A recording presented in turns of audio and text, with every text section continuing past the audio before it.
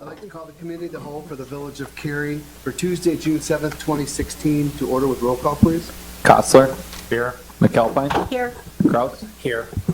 Chapman. Here. Cavelli. Here. Tudet. Here. Would you please join me in the Pledge of Allegiance?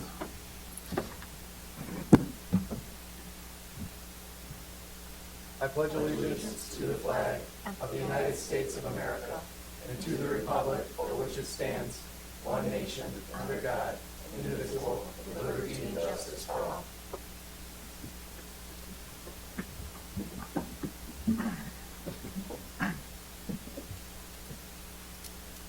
We'll now move to the public comment section. Is there anybody here who'd like to address the village committee of the whole? None here other than regular business. We'll go ahead and close public comment. We have a consideration of the May 17, 2016 committee of the whole meeting minutes. Were there any edits, changes, or corrections? Okay to put on the consent agenda? Thank you. And the same for the May 17th village board meeting minutes. Anything? Okay, we'll put those on the consent agenda. Thank you. And now we'll enter into a discussion regarding the bond refinancing. Thank you, Mayor, members of the Committee of the Whole. Wanted to bring to you tonight a summary with respect to the special service area refinancing project that we've worked on for special service areas 1 and 2 for the Cambria subdivision, as well as Foxford Hills. And we wanted to bring up a gentleman from Spear Financial tonight who's been with us through the whole process to give you a report on the results. There is no action step tonight or in a future meeting. This is essentially telling you how it closed out, answering any questions before we allow him to speak to us tonight. Just want to indicate we are planning on sending letters to all the residents that are impacted by this because from what I understand from talking with Mary Ventrella and finance consultant Ducharme, the tax payment bill wouldn't come to a year from now for these residents. So we want to give them a letter that would, kind of brief them on what we've done here. So I want to turn it over to our team to go over the results. Thank you. Thank you. I'm Dan Forbes with Spear Financial, and I first of all want to thank you very much for hiring us to be your financial advisor with respect to these 2 bond issues. We have wonderful news to give to the residents of SSA 1 and SSA 2. In short, it turned out even better than what the underwriters had proposed and we had hoped. So to give you a few details, I won't go into a lot of detail, but the bonds that were issued, we funded the 2006 bonds that were outstanding for both SSA 1, there was a bond issue, and SSA 2, there was a 206 bond issue. This is the second refunding of the bonds that were originally issued in 2000. The savings was substantial with respect to, well, first of all, the refundings first became eligible just this spring. So the village was very on top of making sure that at the first opportunity they could get out in the market was good. We had the professionals lined up and pretty much got out in the market as quickly as we could. The savings were substantial. With respect to SSA 1, over the remaining life, again, this is the second refunding, over the remaining life, we're looking at about $1.4 million. And for SSA 2, the savings were about $1,558,000.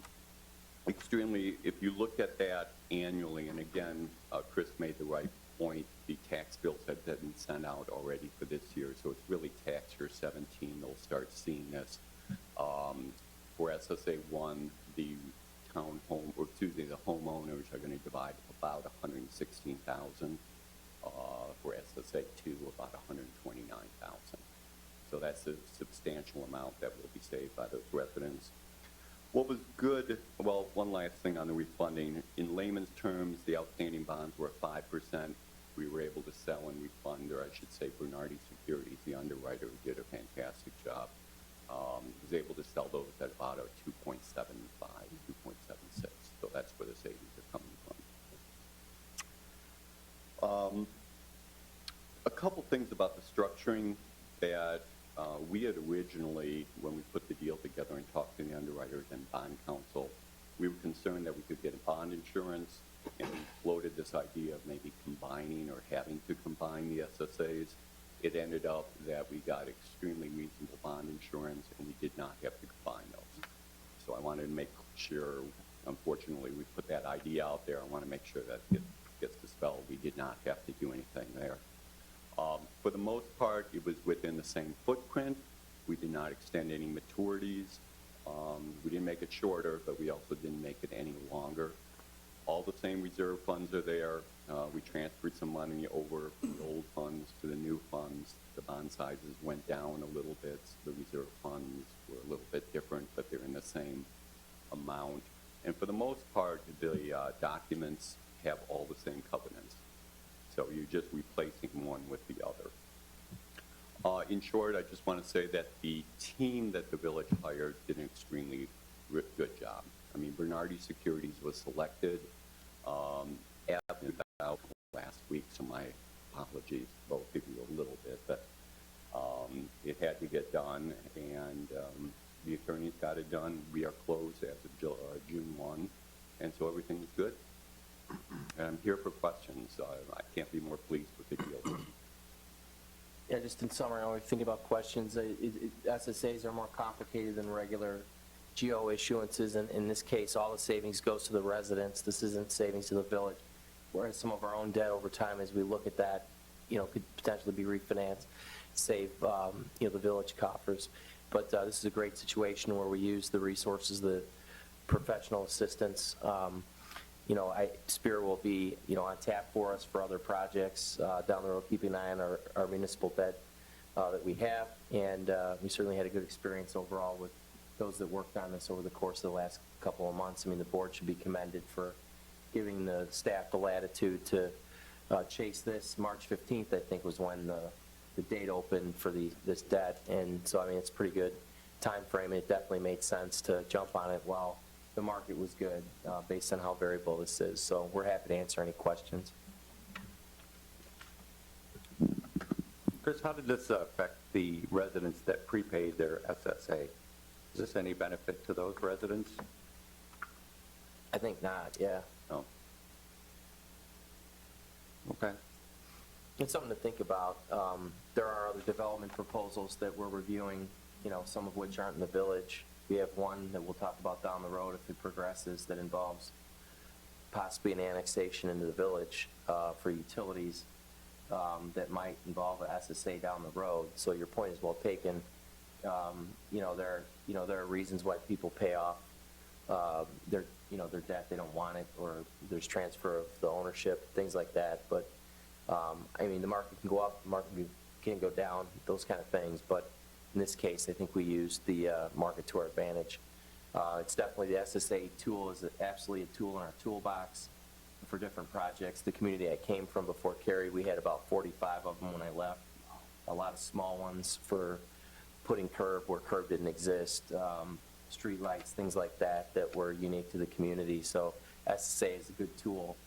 This was done obviously years ago, but keeping track of the debt and the market is important. Thank you. Thank you. Any other comments? Great job. Thank you Thank you all. very much. Thank you. Thanks for being here.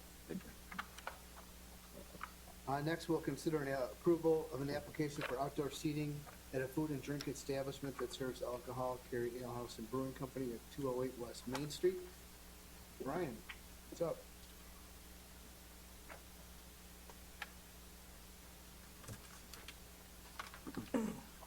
Thank you, Mayor.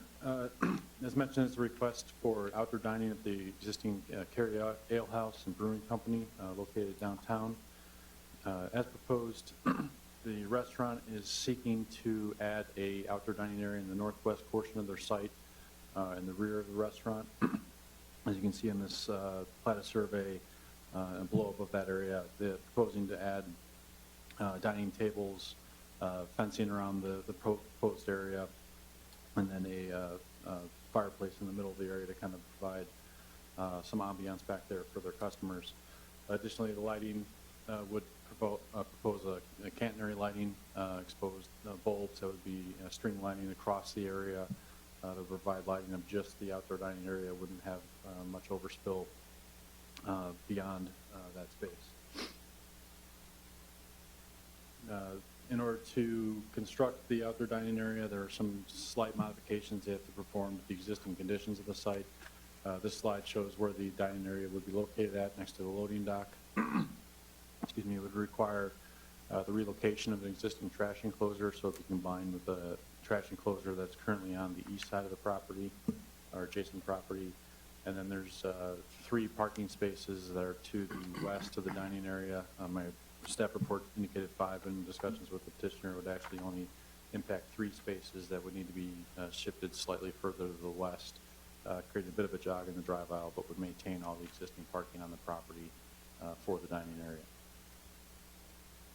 Per code, outdoor dining areas require, for serving alcohol, require review by the committee of the whole, and then also approval by the village board before the community development department can issue a permit for them.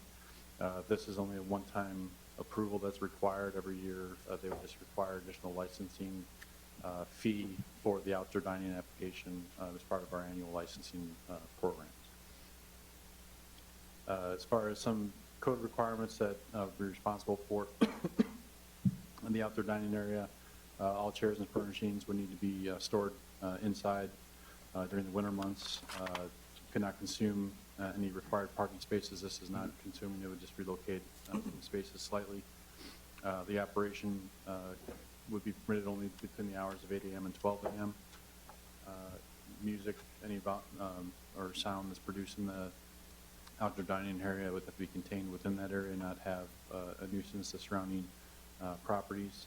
Again, illumination would be 1/2 foot candle to the property line, which the lighting proposed would be would meet that standard of fence or physical barriers required around the perimeter of the area, the cordon off the seating location.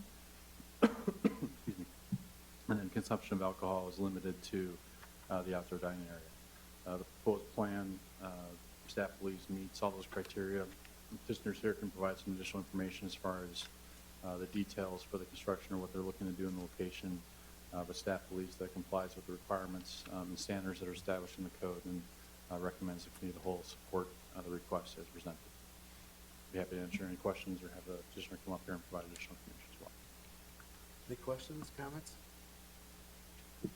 Sure. Go ahead, Jim. You're I just have one question.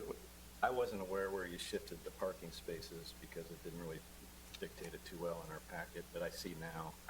So you're saying it's only 3 parking spots that are getting shifted? Correct. The platted survey shows there's more parking spaces in that location, but the spaces are being shifted slightly more towards the property line, so it can create a larger area.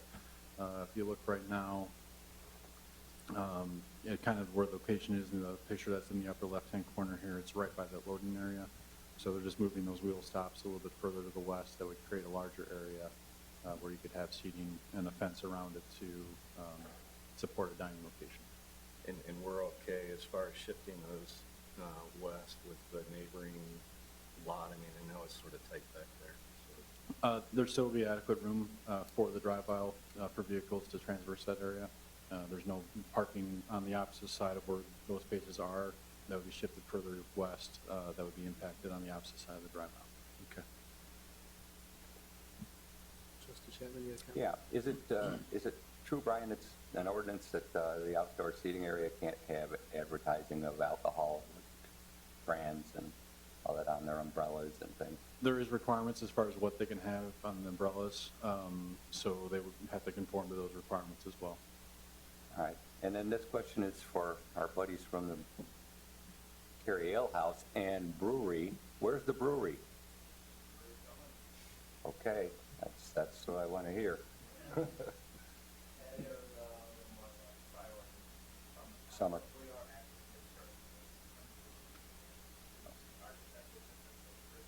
Yeah. Dustin and Chris, could you come up to the microphone, Oh, please? sorry. Good evening, everyone. Just state your name and address, please. The Ale House address? Surprise. Chris Penegakis, Cary Ale House, 208 West Main Street, Cary. Jason Davies, 210 West Main Street, Gary. Yes, Mr. Chapman, we are actively working on that. We're right now trying to put in the space next door. So we're working with an architect. He sent us initial drawing, I think, end of last week. And I was gone. So I'm looking to contact him this week, and then we'll work on that. So hopefully, our goal is by the end of the year to have that up and running finally. So we'll have that whole building. Yeah, you know, That's great. they acquired that other part of the building. That's great. Right. Yeah, Thank you. yeah, absolutely. Yeah, people are asking. Yeah, I So- think it's great. People have been asking for this outdoor seating. You're Both hitting the both nail those on the head. questions we get multiple times a day, every single day. Yeah. So We're moving as fast as we can, doing the best we can. Trying. So, yeah. Any other questions for the petitioners? I think it's great, good demand for it, so I love to see it prospering and doing so well. Thank you. I have a couple questions for you guys. So the bottom right-hand corner, is that the fencing that you're talking about having around the outdoor seating area? Or is that the fencing that's around the trash area? So my my fencing idea is slightly confusing and convoluted, so I'll try to explain as best I can. If you're looking at the existing picture right now of the space, it's the top right corner. You see the black pipe fencing around alongside the ramp. On that, I'm going to attach black pipe, or sorry, not black pipe, black chain link fence to it, and then grow some ivy or whatnot Yeah, that's- Okay. on that. So that's kind of what that picture in the middle is supposed to be representing. And then where the physical barrier between the building behind us and then where the patio is going to be, I was going to use more like a shadow box or some other sort of privacy fencing, just for the residences and for the patrons of the business to kind of, not see each other. And also that same privacy fence will go around the area that goes on that sidewalk that leads downstairs to the basement. Because our cooks use that to go in and out on Friday and Saturday so that they don't go through the restaurant. So I need a pathway for them to go as well. So on that side, it's going to be a wooden fence. I'm either going to use reclaimed wood and, zip it into posts, or I'm going to do a shadow box, one or the other, depending on, just how that works out. And then what you see there with the black pipe, with the floor flange, and then the wire mesh all the way on the right-hand side, I was going to use mesh panels and then black pipe and use the black pipe as posts and the mesh, and that's going to be the barrier along the parking curb blocks. So you can kind of see out through the parking lot. You can see into the patio when you kind of pull through and stuff like that, and it kind of gets the whole ambiance of it. So as opposed to like blocking it off completely from the world, but on the one side I want to have the foliage, and then if you recall the plan that I had drawn out, all those little boxes are going to be flower boxes as well, kind of bring a nice natural environment to the area. So there will be some fencing around the seating area that will, I hate to use the term look like chain link fence, but it'll look like chain link fence, correct? Or not? Yes. It depends on, so the wire mesh kind of looks like chain link fence. It's different. They're small. They're really small. They're, I think 1 inch square to the poles, at the one that I'm looking at. And then the black chain link fence will be a chain link fence, but I want to throw things on it, and that's why I'm using the chain link fence, so that we can have that kind of living fence environment. And then the 12-foot poles that you're gonna put up the string lights from, those I read, are Yeah. gonna be black, right? Is that Wood. what I read? Wood. Wood. Okay, I thought they were, for some reason, when I read through the whole thing, I thought they were maybe aluminum or something. the No, 12 I'm going to use wood. Okay, Lightning scared. okay. The only thing, as it relates to the fence, to me, it'll look like a chain link fence. I think you can probably get that in maybe black covered vinyl, so it doesn't look like a chain link fence. You guys have done such a nice job fixing up the interior. You're gonna have a nice asset in the back, and making a bigger investment with the brewery. I just think, aesthetically, Right. maybe a vinyl covered black chain link fence might look a little classier back there. Just a thought. I understand. Yeah, I wasn't sure if I was going to go with galvanized or stainless steel. The other thought I had was perforated metal, like little holes. So I was going to do 1 inch holes, and then I don't know if that's what I'm going to put. There we go, like that one, and Okay. zipping those into it, which kind of gives it a different effect. common in industrial fencing, but So you're trying to I'm keep not with the opposed to industrial. other ideas. Yeah. We're just trying to very bring much and mold, aesthetic. you know, the inside with the outside and keep the same kind of environment. Thank you. Okay. The only other comment that I have, and it's not that I'm not a dog lover, but I saw the comment in your write-up about allowing dogs. You know, Cell One has a dog night for patrons that want to go watch a baseball game with dogs there with their owners. I think maybe that's a concept to think about, but in talking to some neighbors of mine who you guys know because that's who we come there with all the time, and others, the thought of going to eat outside with people having their dogs is not something that I'm hearing a raving amount of support for. You want to have a night when dogs are allowed, all dog owners can bring their dogs to the outside patio, I guess I can appreciate that, that's a different kind of a event. Sure. But I just question whether or not people, in general, will want to be eating out there with dogs, then that's my own personal opinion. Yeah, I have no idea. I spent 3 years in Colorado, and every outdoor patio in Colorado, there's people with their dogs. And so I'm just kind of used to that environment. Dustin, From a same thing in restaurant, San Antonio. a restaurant-like perspective, I've seen it go both ways. You're right. There are some people. But I don't know what's like allowed. that. So, you know, whatever works, works. It's not going to hurt my feelings. So it's not going to stop me from saying Yeah, full bore, but it's I just just something. figured I'd throw it out there. You know, how you guys feel about it. So I appreciate the comment. Okay, thanks. Any other questions? I have just one other. Now, they have ornamental lights in LED flavors and varieties. You're not going to be able to buy incandescents. So look at LEDs for these things. Sure. All right? They've got the same candle light, and there you go. Well, Okay. all about Yeah, we environment need and the same energy one. savings We need too. to- Any other comments from over here? I like it. Thank you. Thanks for your time. So do we have a general consensus to move this to the village board? Yes. Yes. Yes. Mhm. Thank you. Now we will move the discussion regarding the Metro Station warming shelter enhancement.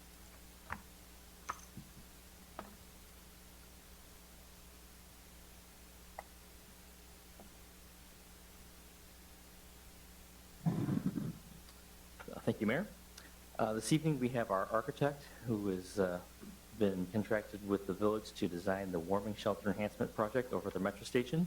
This evening, we have, through that process, go back in time a bit, we've obviously already approved, or gotten consensus from IDOT, Metro, and the UP on our general project scope. We've begun the pre-design phase, so Muller & Muller has done some data collection, reconnaissance, and also provided and worked on some preliminary concepts and different floor plans. So the next step in this process is a visioning session with the village board. So through the committee of the whole tonight, we would like to seek feedback from the board members on the architectural style of the warming shelters. M&M has prepared an initial concept that has elements that have brought into consideration a lot of the elements of maintenance, function, some comments from IDOT and the UP, as well as just their own professional experience in these types of structures, especially given our narrow footprint and our constraints. As I mentioned, this was the original concept and feasibility layout that the IDOT and the UP looked at. Some of the various floor plan options and schematics that were analyzed and developed through the process by the architect, which then leads us evening to the first preliminary concept rendering. The project, as I mentioned, has a lot of parameters that we have to consider, namely IDOT's requirements for setback from Route 14, which also in part play into the fact that we do have snow plowing operations by IDOT. So we have to take into consideration the amount of wet snow that can be tossed up during the wintertime up against and towards the building. So you're going to see elements of design that do limit some of the glass in the lower end of the building, just from a safety perspective. You also see how narrow and long the building is, just in order to get the right amount of space for the ticket agent, which is currently proposed inside the building, as well as the indoor waiting areas. The left side there, you see a area for the mechanicals in the building. The ticket agent office is on the right side. Go backward a couple slides here. And then the outdoor waiting area on the left there does provide a covered area without being totally enclosed.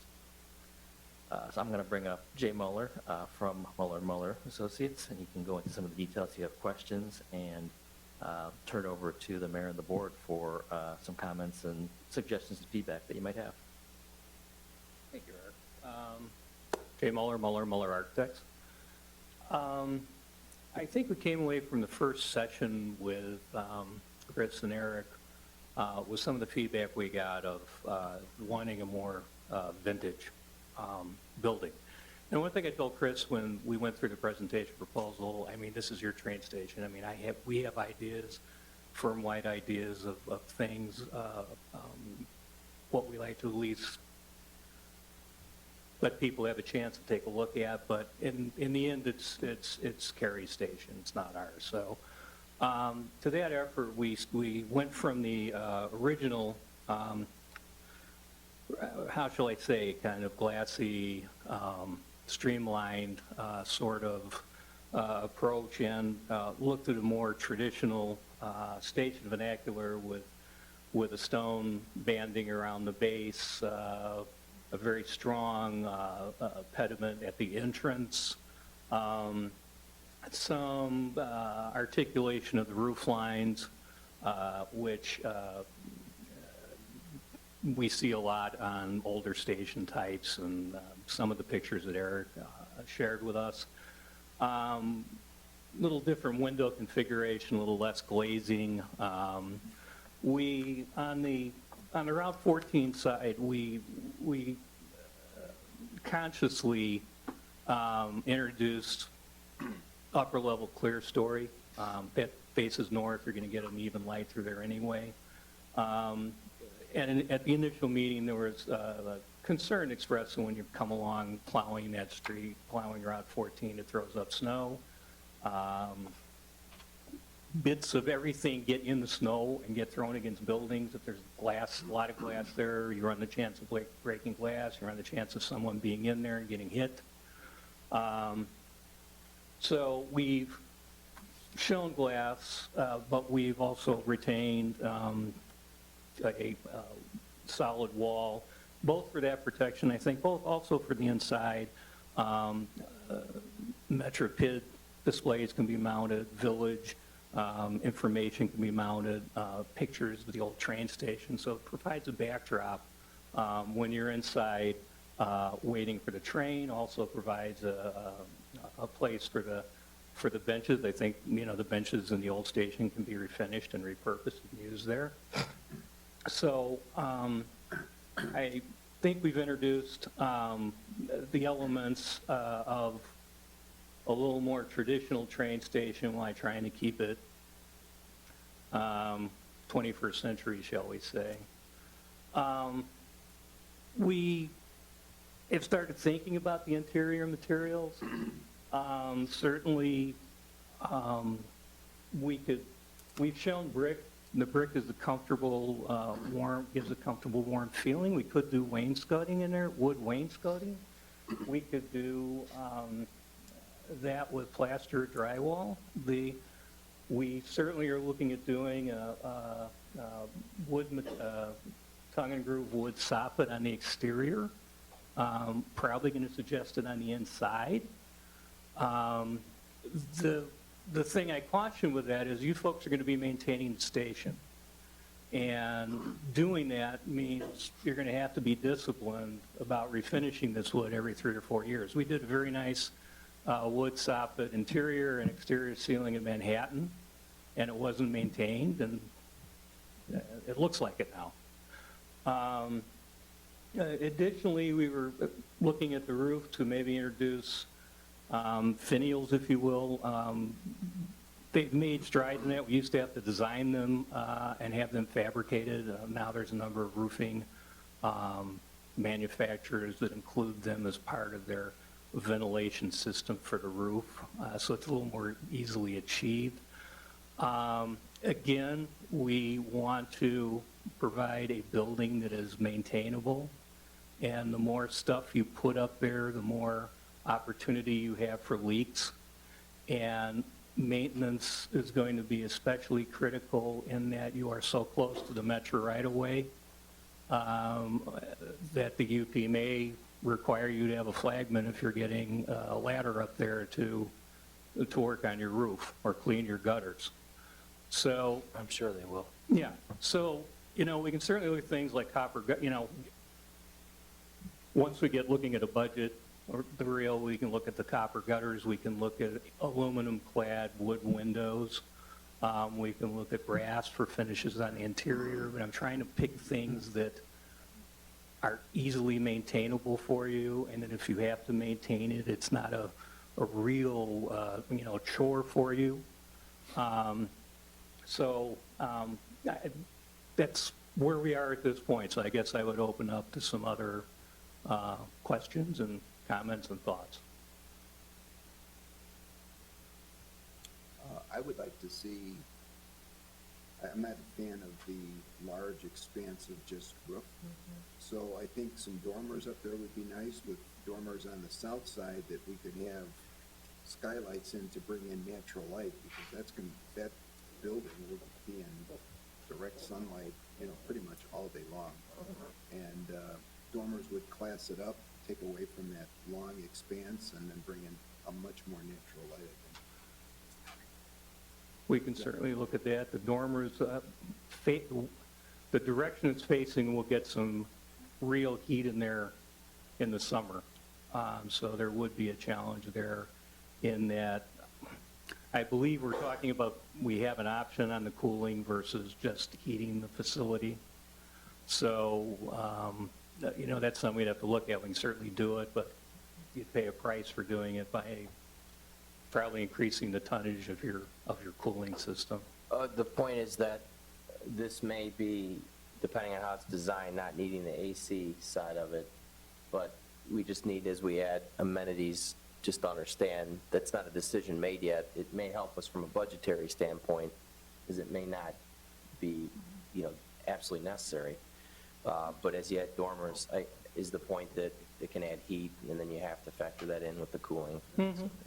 Yeah. That doesn't mean we can't have dormers. It just means that we need to be cognizant of the use at the back. You'll eventually have a list of things that you're going to decide, do I want to pay for this or do I want to pay for something else? I like this design than what we were originally shown, but I do agree with Trustee Dudek. I think it's just too much roof, and I didn't know they were called dormers. I had a picture up, but I do like that. Is it also called, say, like eyebrow windows? Is that basically what that is? That's the eyebrow windows they're on Crystal Lake. Okay. We did that station also. Okay. Typically, they're really used for ventilation of an attic when there was an attic. So we wouldn't have an attic system in this station unless we did run into the cooling. Then we would use that to run the ductwork too for the cooling season. I suppose from our perspective, those sorts of things, a dormer, I can make a good case in terms of energy and what we could do, and have it operable in some manner that it vents so that it has a real purpose. The eyelids, they're nice, but again, it's a very complicated shape that you ask someone to cut and then someone to flash. So again, we can do them, but they're another level of complexity. I just want to kind of frame, tonight we obviously want to get as much feedback as we can and suggestions, and then what we'll do is we'll compile them and see how they work in harmony with, I think, the overall design, the maintenance considerations, and then ultimately the cost as well. So, I don't want the takeaway to be we can do this, can't do that. We want to take all the feedback at one time here, and then we'll Finesse it. paper and finesse it. So, and then as far as the cooling, it's also want to add that Metra's current, our understanding is the current standard is not to put air conditioning in the waiting areas. That's system-wide. It would be an extra cost, an option that we could implement if we so desire. So that's actually one element of feedback I would like to hear from everybody on the board. It's their desire to push towards that, because that does change the parameters of where we go forward in the design at this point, and the cost as well, though. is there a big additional charge if you design the building with the ventilation there, but without us having an actual condenser day one, so that you can always add a condenser down the road? So you'd have all the venting put in. We're sort of thinking, we wanted to use radiant floor heat for the heat cycle. We've used that in several stations. It's really successful. It's 55 degrees. You don't even realize it's 55 degrees in there, and that's Metro standard for heating stations and shelters of the winter. What we ran into on the high-speed rail was that when you started having more glazing and direct sun into the building, ideally you'd want to use a 5-ton residential condenser. We jumped out of the 5-ton residential condenser into 8 and 10-ton units, which then have a big cooling compressor system sitting outside. I mean, really gigantic. So we, in working to, I don't want to say minimize the glazing, but cutting back on some of the glazing you saw from the original sketches, we're trying to be mindful that we want to have something that's efficient for you to run, 10 years from now. And again, that we don't, if we introduce a level of complexity, you understand that level of complexity is being introduced. We're trying to be your advocate to put the money in the best places.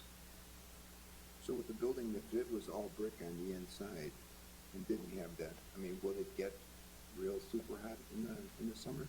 Or is With the new Illinois Energy Code, no. I mean, it's pretty super insulated. The thing I would worry about is introducing, you're going to get sun that's going to come down, and basically when it's in the west setting, you would get the sun through the dormers. And so that's going to go in and be more like bouncing off the top of the wall than it's really going to be hitting the floor. But again, you're creating a massive heat up there at some point that, it'll stay up there, and if we get rid of it, we can do that. But, again, if we go to the cooling option, it's something to think about. It's something to think about, because most everything we have to do today with the Illinois, with the energy code is super insulated. It's the glazing that causes the problems for the cooling systems if you go to the cooling. And we typically put operable windows in the stations anyway, just so you can achieve the ventilation process without having to put a separate mechanical system in to ventilate. One last point from staff on that. The other point that should be considered is that from a policing standpoint, I mean, we want to make it comfortable for the commuters that use it. We don't necessarily want people sleeping in the station unless there's been some approval of that. So just wanted to let you know that from a public safety standpoint. Any other comments from down here? I was just looking at the roof line. If you could maybe go back to the prior, is the roof, there are 2 pitches on that dividing line? I mean, so in real life, I'm wondering if it might not look like it's quite as much roof as some people are thinking here tonight. I understand the comment, but since there's a double pitch, it might not be. Again, we didn't have that in the original ones, and we were looking for elements of vernacular railroad station design, and that's something very, very typical of station roof efforts. I guess I'm wondering, I mean, I like dormers in a home, but I'm not so sure if that's the right look here or not. How come? Because you're basically projecting an image that there's a second story, right? Well, originally, if you go back to the stations at the turn of the last century, a lot of the stuff that we all kind of think of as train station was usually because there was a ticket agent who lived there, because someone was operating a semaphore signal before electric signals, so there actually was a second floor and someone was living there. Yeah, now it's, and the other thing I'm thinking is any, we can certainly play with the angle of the roof, and I will sort of say even this one aerial is probably not the right the right angle of the aerial to look at. But there's not going to be a lot of roof up there that you're going to see when you get in there, because it's not a wide building. It's going to be, because of where it is, it's going to be narrow. So what's your expectation of the height of where the brick stops, and to Jim's point, from the gutter line to the peak? I mean, from the picture, it looks like the roof line is much more in lift from the gutter line to the peak than from the gutter line to the ground, but maybe that's not the case. Honest to God, I think we're drawing this with a 10-foot ceiling inside, and then we kind of looked at what would be happening. Certainly that peak could be brought down without any, we could probably bring it to just above the height of the pediment in front. And that would bring some of that height down. Yeah, that might be better if we go the route of not, air conditioning the station seems like a little bit of an overkill to me. Yeah. Yeah, I'm not in favor of that either. We understood that the building, I'm Ken Cora with Muller & Muller, project manager on this.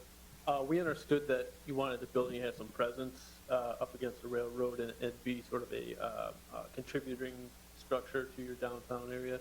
So we felt that having a little bit more height on that, it gives it that scale next to the train when it rolls past, rather than being dwarfed by it. That's a good point. Well, maybe you guys can work with Eric and give us a couple of drawings. You might have one that just on the northwest side, northwest highway side, has either a couple of the eyebrow type things or a couple of dormers, and nothing on the side that's facing the parking lot, because nobody's really seeing that anyway. But I just, even if the roof comes down, I do think we have quite a bit of just shingle view, and, to your point, we do want to have something that's kind of noticeable and attractive, and maybe we only need a couple little design elements on the roof facing Northwest Highway, and they'll change the whole complexity. Oh, sure. No, we can do that. I would agree wholeheartedly. I think you want, when people are driving by, that's what they're going to be seeing. And I just didn't like, kind of with Trustee Cavalli and Trustee Dudek were saying, I don't like just seeing this whole big roof line.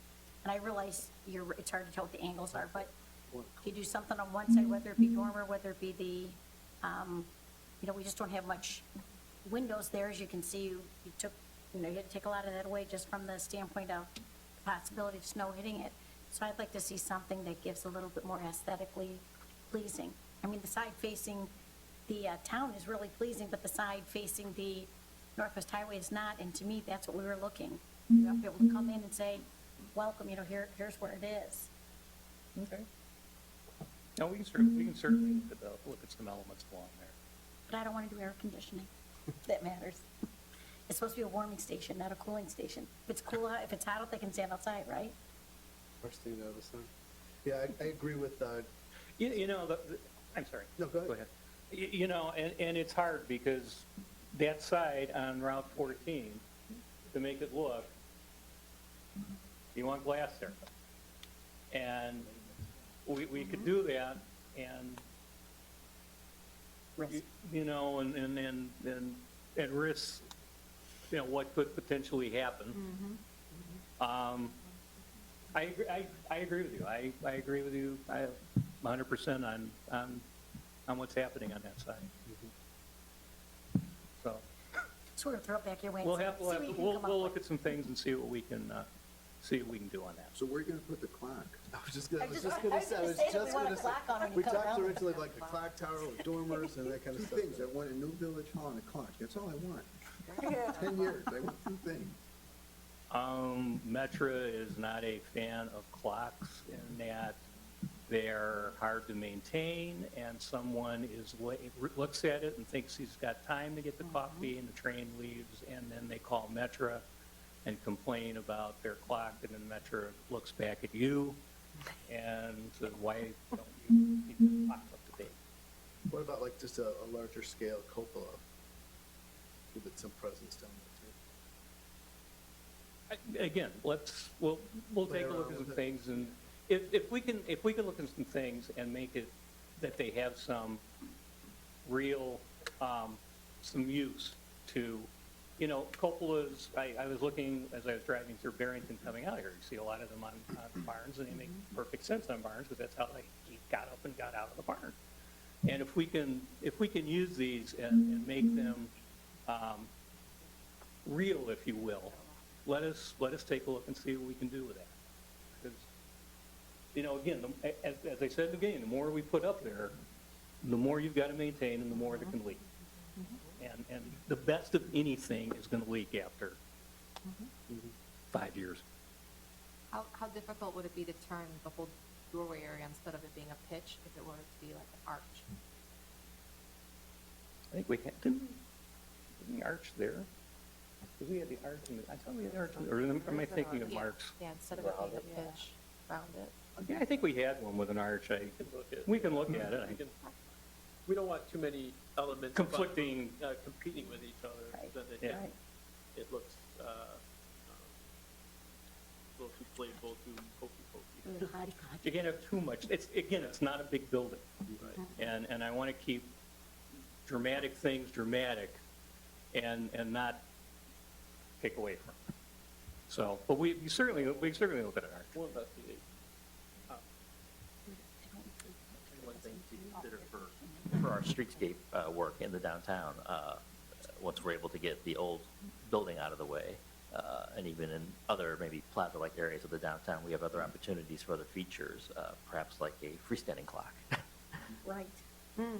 We actually did one of those in the front of the station. Like on a pole type. Oh, no, it's a big masonry bandsaw. It's a big piece There's of something station. like that in Schaumburg, like on Schaumburg Road and Roselle. There's Oh, like a yeah. shopping center Yeah. there. It's impressive when you drive up there, like, wow. Yeah, archway in the clock, yeah. Yeah. I want to add my points about the glass. I'd like to see us using photovoltaic glass generating. And then I also have a roof line there, and I want to use some type of solar collectors up there so we can have this be a self-sustaining building. We can look at that. In fact, I should send Eric a YouTube of a German train station. I forget the name of the town. It's not a big station, but it's got geothermal heating. It's got green roof, photovoltaic, solar, all green materials. It's very interesting. It doesn't look like anything that's from around here, so. But those windows would be perfect. Any other comments? Thank you. Okay, thank you all. Appreciate it.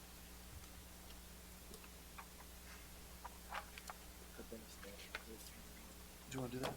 Yeah. Why don't we move to staff reports? Chief, do you have anything?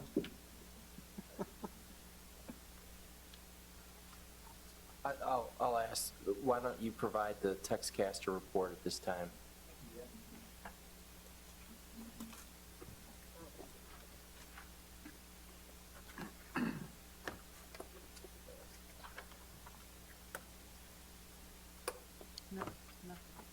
Thank you, Chief.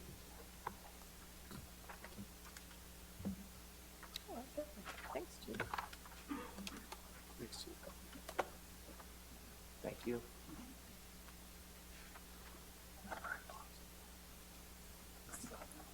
Is this the test? Yeah.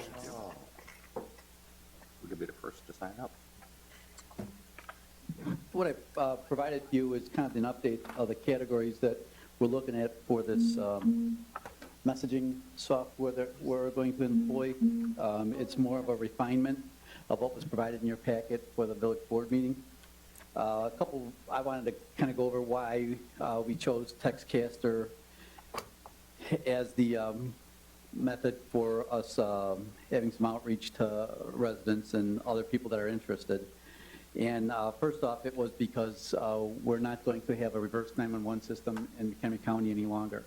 The McHenry County ETSB elected not to fund the reverse 911 or reverse notification system, primarily because of the trend of people moving away from landline-based telephones and using cellular-based telephones.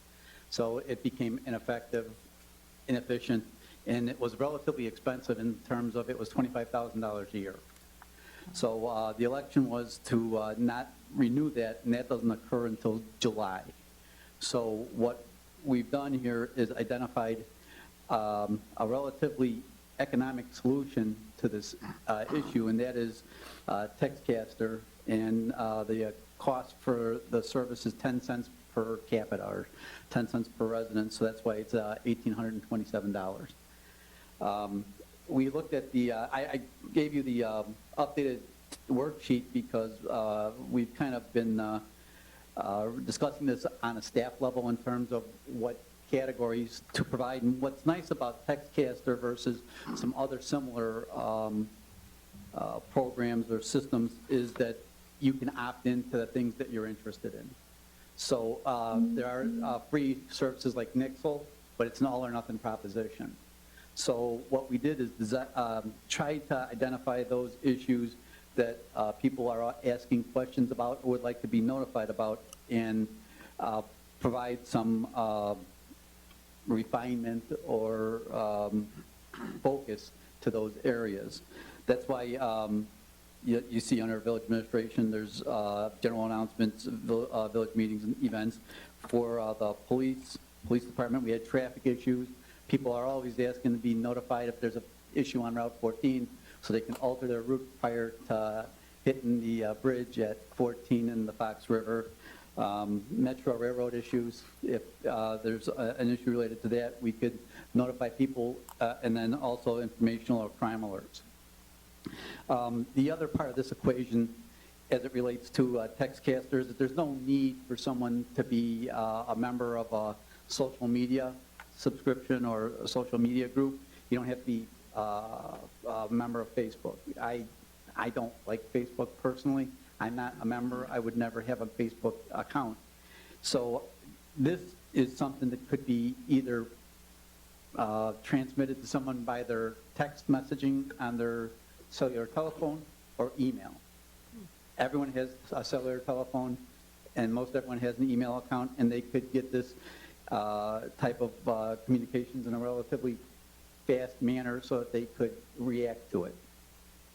The process to opt in, and I have our friend here from the Northwest Herald, and they've been using it for a while, is that you go to their website, you identify that you want text alerts, you put in your cellular telephone number, your subscriber, how you want to receive it, either text messaging or emails, and then you select the group that you want to receive information on.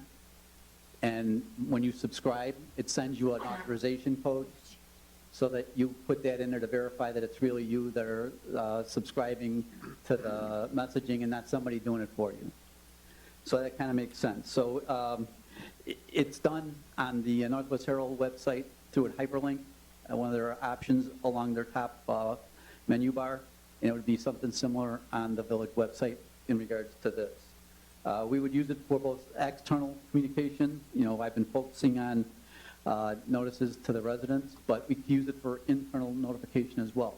So we can set up messaging groups for public works, for snowplow drivers.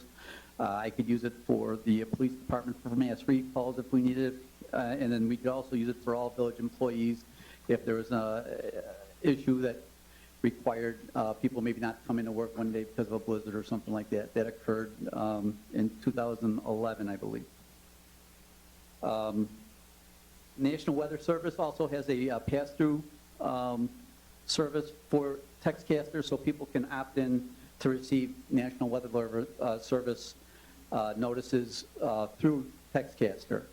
One of the comments that we get, or criticism, I don't know which one to call it, but one of the comments or criticisms is that people can't hear the outdoor notification system in their houses. Well, it's not designed for in your houses, it's designed for outside your house. But people constantly ask us or want us to revise where they're placed because they want to hear it within their residence. If they opt into this, they can get those notices on their cellular telephone. And then I could use it for emergency management as well, or we can use it for emergency management as well, in terms of issues that might relate to, perhaps a boil order or a tornado, microburst, severe thunderstorm, where we might be doing some type of collection of trees or debris or something like that. I know that where I was previously employed, we used that when we had a microburst and put dumpsters and cul-de-sacs and told people where the dumpsters where they could dump their debris into. So this is what we've come up with. We're going to have some training. We finally refined it, so now I have to tell the people at Textcaster that we're ready to move forward with our training. And I think what we really intended to do was notice you that this is going to be occurring so that you're not caught off guard. And it's going to take some time to develop a subscription base. So we're going to have to get the word out. And from now until when that reverse notification system is no longer available is the time that we want to start people to opt into the service. So other than that, do you have any questions or comments in regards to this? I have a couple questions. Who's going to manage some of the emergency messages? Well, we can set that up so that individuals within the different departments have access to their areas. So it could be someone within the department that is responsible for that messaging. For example, in the police department, I would certainly want first line supervisors to have the ability to send out something like a traffic crash notice so that people could alter their routes. But it can be, you could have someone that's a system administrator down to just allowing someone to have ability to have access to a certain messaging group. But I think it's going to be predicated on the use of it based on the department. And I would jump in and add that it'll likely be Eric and Assistant Director Walsh, and then Jacob Wright, you have the rest of the village, and then police is designated by the chief. It's not going to go too far down. I mean, other than the supervisors, the sergeants. Is there any liability, let's say there's a severe weather storm, and for whatever reason the alert doesn't get out in time, and somebody subscribed to it? Is there any liability on our end? I would say that the liability is the same as the liability you have for your outdoor notice, your notification system. Plus, we're not sending out the alert, it's the National Weather Service. Now, we would send out maybe supplemental information, but the pass-through, when you subscribe to the service, there'll be a National Weather Service, and it'll say McHenry County, and you can either opt in or opt out of that. Okay, so that's not coming from the police department? Nope. The village, that's coming from? National Weather Service. And they sign up for that Correct. feature. And the only thing that I did is they gave me a category of 20 different types of notices that we could receive, tsunami, things like that. And I refined it down to what we would use our outdoor notice or outdoor siren system to, and that would be, tornado warning. I think I used winter storm warnings, and there might be watches in there too, like tornado watches. But very similar to what we would do for our outdoor notification. Any other questions? Huh? Thank you, Chief. Next item, I'd like to ask Director Morimoto to give a quick briefing regarding a structural report that we've asked for regarding the trophy room / great room at Village Hall. We have a report for you. Yes, upon being in the room, we did notice that there's been some changes in the structural trusses in the roof of the trophy room. So we engaged a structural engineer to do an inspection, which occurred on Monday, and they're in the process of preparing a report, which gives us an assessment of the condition of that the integrity of the roof, and recommendations for the next steps. Based on what we're seeing and just the initial feedback from the inspector, there is going to be some work that needs to be done on this building. The extent of it is going to require more than likely some a little bit more invasive inspections, maybe some removals of some paneling and so forth. But the details of that will be forthcoming probably the next week or so. So until then, the room is being cordoned off, it's just not being utilized until we're certain that the measures that need to be taken are addressed. Thank you, Eric. Also, while you're up, can we give just a generic overview regarding next steps for the electronics recycling? Eric and I have been in discussion, and we've had a handful of calls and follow-up from some of the folks that were not able to get service at our event. As we've watched, a number of counties, including Kane County recently, have shut down their facilities where they take pickup on drop-off. The May, June timeframe with fiscal budgets, we saw a substantial amount of closures. We also have seen the Algonquin Township, who we really appreciate, have had a couple of events. They had one where they were also, shall we say, loaded with business, but they had a subsequent one with the Saturday service, the fourth Saturday of the month, where things slowed down a bit. So they still have an event the fourth Saturday of the month. I just had a resident call this week, and I sent him to that. The question is, do you still have the interest in having an additional event sometime late summer, towards the Labor Day holiday, for specifically electronic supplies, or not? Yes. Yes. What's the cost associated with that? It's going to be a couple thousand. I mean, I'm going to talk to Advance. They had come in to see me after the event and had some ideas to try and have it be by invitation only, and the feedback from the board was not necessarily to do it that way. Think about how to communicate it in a way best we can, targeted to our own residents. The concern, of course, is just the non-resident aspect. We just don't have the capacity for that. How about Textcaster? Textcaster. It's a good idea, and so I will bring you back a hard price for that at the next meeting, be my intention, and a date for probably, I would say, maybe around 8 o'clock to noon, 1 o'clock. The issue is simply labor and not wanting to have. I mean, we have to think about the time frame our employees can work with that heavy lifting, so we don't have injuries, those kind of things, and then work with Advanced, who has also always been very good about giving us assistance and equipment for that. So it won't be shredding, wouldn't be our intention. It's going to be televisions, electronics, those kind of things to try and shrink the line. And then we'll do our best with it, and that'll be it. We'll reassess at that point. And I mean, I think our commitment will be that it's not, it's not as though there'll be no line. I mean, we'll do our best with it, and we'll go forward.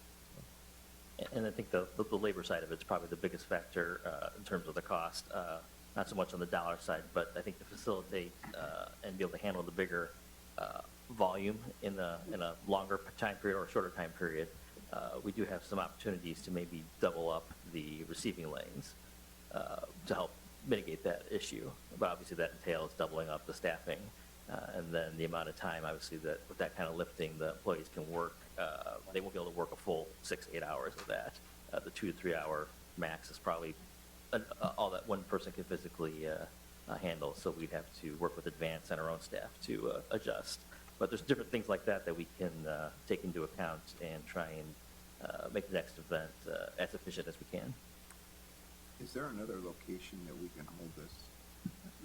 I did an analysis of about 8 possible spots that had at least appeared to have the capacity, and in the end, adding multiple service lanes on our current facility had the least impact overall. I'm just concerned that it's going to tie up that neighborhood again, which, I don't know if you got many complaints, but boy, I was in that line for a long time, and I'm surprised there weren't accidents. Maybe there were, I don't know. Yeah, we looked at the concept of doing it on a weekday, and the concerns there were people coming home from work, getting tied into the traffic. From a labor standpoint, it'd be simpler to do it that way, to spread out the time, but we discounted that and focused on the Saturday approach, knowing that, yeah, there's going to be some traffic challenges there. I'm sure Chief and his staff will help us with some additional labor that we didn't have allocated at the last time. We'll just schedule it and help, basically work off some of the backlog, that has been created by this legislation, and we'll do our best with it. Did you look at the high school? Yeah, and essentially the problems there are that the roads, their parking lots, you can try and weave the queue through the parking lots, like at the high school, for example. Substantial amount of cones and barricades to get that queue long enough, and then it backs up onto Three Oaks Road, which actually has, whether it's a weekday or a weekend, it's the only primary way in and out of the many subdivisions of that area.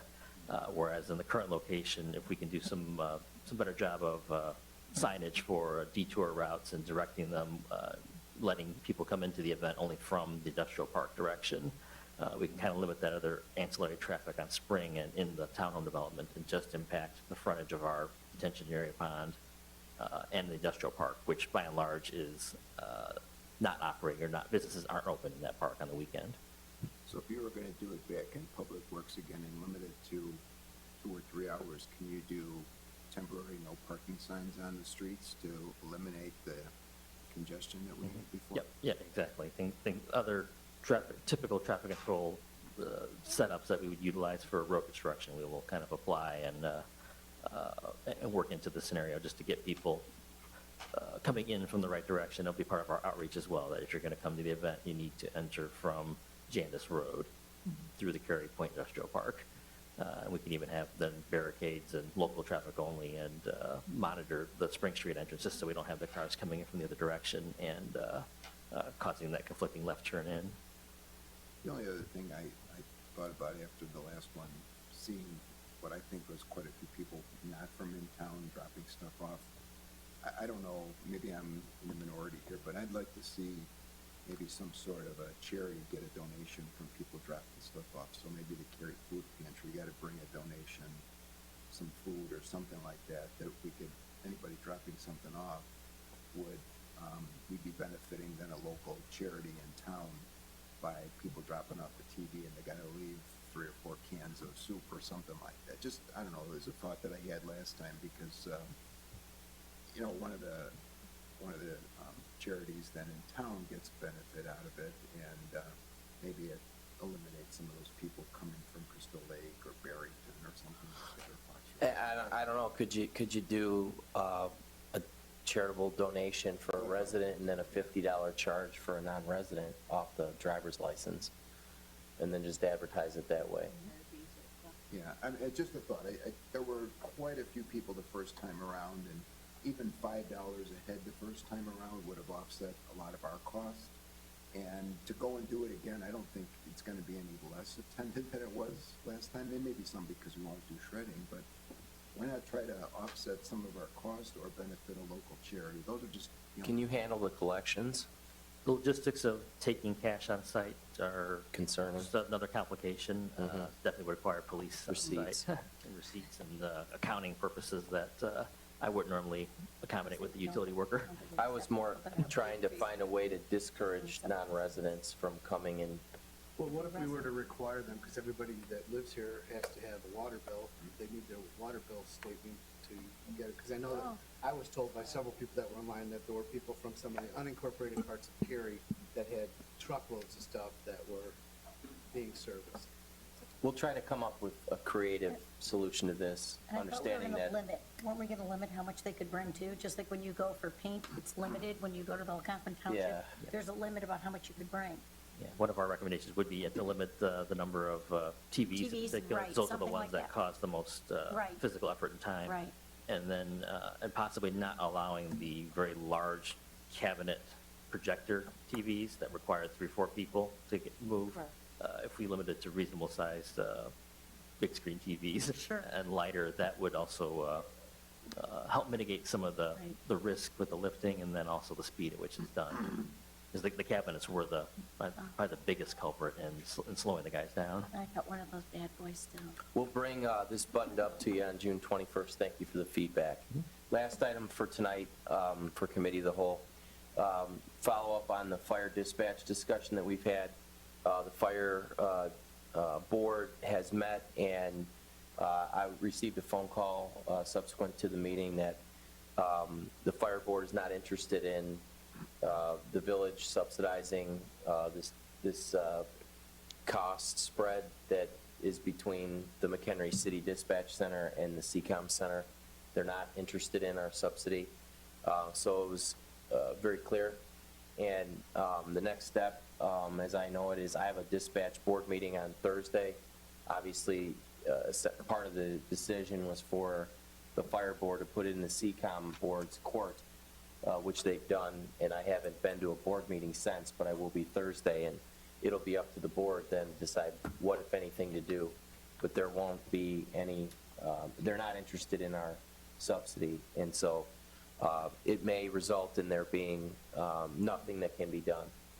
So I'll bring to you feedback through my report after I hear CCOM board's ruling. I'm not certain they'll make that decision in finality on Thursday, but I'll certainly know where this is heading, and I'll be glad to share that with you. That's all I had. Thank you.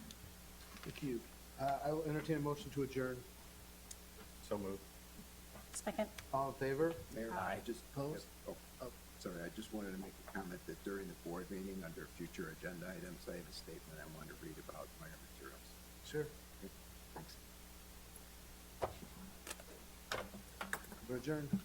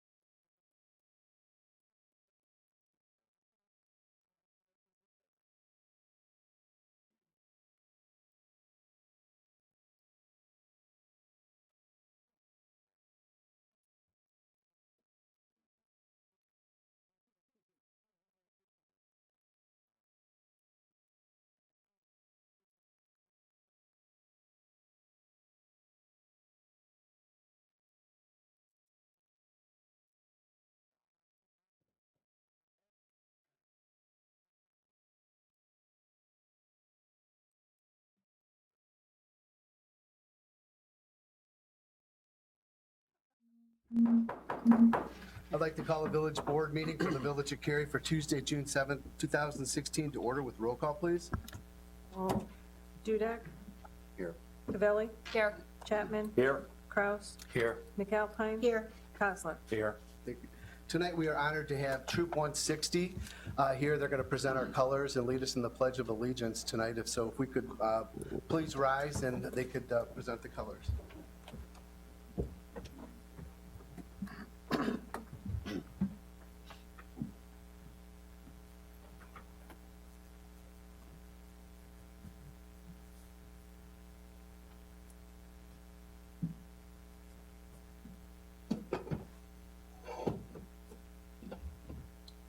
Please join me in the Pledge of Allegiance.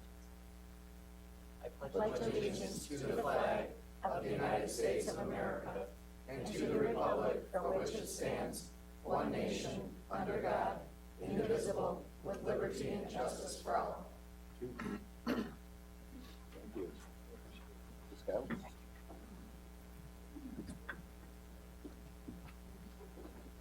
Troop 160 will be joining us this evening because they're working on their citizenship and government merit badge, community badge.